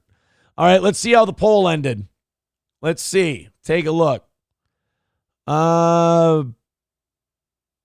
It looks like, oh my God, 69% said that we should do the Friday anniversary show on all platforms. 30% said Rumble. So, all right. We're going to take that into consideration. We're going to talk to everybody tomorrow on the morning show, and then we're going to take that into consideration. Chad Buzamok says, what day are you taking off? We getting shows tomorrow morning and afternoon. You're getting shows tomorrow morning and Friday morning. That's where you're getting shows. Numero uno says, get Stein to come on after he leaves the Fish Tank. I mean, I'll ask him. It's up to him if he wants to come slumming with the toe. I would love it if Alex would do that. Okay, off we go. You guys aren't going to believe this. This is, CNN's ratings have been bad lately. And they're trying to find a way to regain the public's trust. And really, I think the only way that they're going to do that is if they engage in a kind of hard-hitting, real deep journalism. And I think this Liam Riley guy over at CNN, he can be part of the solution. Here's the latest CNN Business article. You guys are not going to believe this. This is hard-hitting journalism coming out of our friends at CNN. Majority of social media influencers don't verify information before sharing it, a new study finds. The shit you say. You're telling me that people with hundreds of thousands, if not millions of followers on social media will just share shit willy-nilly and not even check to see if it's true? I want to know what kind of college this guy went to where he could get such top-notch research done. I tell you what, CNN just must have a death wish. They must just want to be done. They must, you know what? I bet you they put out dog shit like this, these no-dir stories, so that they look around and they go, will they put us out of our misery yet? Or they're still going to make us do this? Motherfucker. Not only that, it's also CNN doing that thing that they've been trying to do for like 10 years, and that's discredit new media. Remember the guy from Axios who, told Elon Musk he was full of shit because Elon Musk said like citizen journalists and independent internet journalists, they're the media now, and they didn't like that. CNN and a lot of other, legacy media places have this idea that they can cut down these social media influencers and they can cut down this internet media and that'll build them up. It won't. Like, even if you get everybody to turn on all of these social media influencers and think they're dog shit, they still hate you too. So it's not like they're going to go look for something different. They're not going to go, oh, wow, you really got me to dislike Joe Rogan. I don't like Joe Rogan now. I think I'll go back to CNN. No, they're not going to go back to CNN. What they're going to do is they're going to go find some other influencer and start following them. CNN has this idea that if they take the people who are seen as like their new age competition and they get people to distrust them, that somehow builds them up. No, you guys have to put out a better product. And so far, you're not. Before we have to go, I want to get this Ben Stiller thing in here quick because I feel like Ben Stiller has kind of been one of those guys who like shuts the door behind him and has kind of been very safe with his movies the last, 10 years. But we all remember Tropic Thunder, and I hate that people talk about Tropic Thunder like it was made in the same era as Blazing Saddles. That's really sad to me. It kind of shows how bad we've gotten so quickly. Tropic Thunder, obviously, not only in my opinion, one of the best comedies of all time, it's one of my favorite movies of all time. I love Tropic Thunder. It's as far as comedy goes, it's a perfect movie. And as far as movies go, it's pretty close there too. I mean, the cast was amazing. The blackface thing was done so differently than it had ever been done before. And they threaded every needle perfectly in that movie. It's really a great film. But people already do that thing where they go, could you make Tropic Thunder now? And it's like the movie's only 15 years old. It's not that old. And we're already sitting there shitting our pants thinking about if we could make it again. The answer is yes, you could make it again. It's not like people would go, no, we're not going to allow this movie to be made. All you have to do is find ballsy people like you did in 2008. It's not like there weren't people in 2008 that would have balked at this movie. Like, I don't think Judd Apatow would have tried to make that movie. He'd be scared shitless of it. Paul Feig would be scared shitless of it. You needed a Ben Stiller, who I think directed it as well. You needed guys like that to go, fuck you, we're making this movie. If you don't like it, piss off. I've got fuck you money. What's the point of having fuck you money if you don't say fuck you? If you had another ballsy director and you had a cast that was willing to do it, that's the tragedy of all this. All you'd have to do to make that movie again is have a bunch of guys do the same thing they did in 2008. And when people complain, just go, fuck off, don't watch the movie then.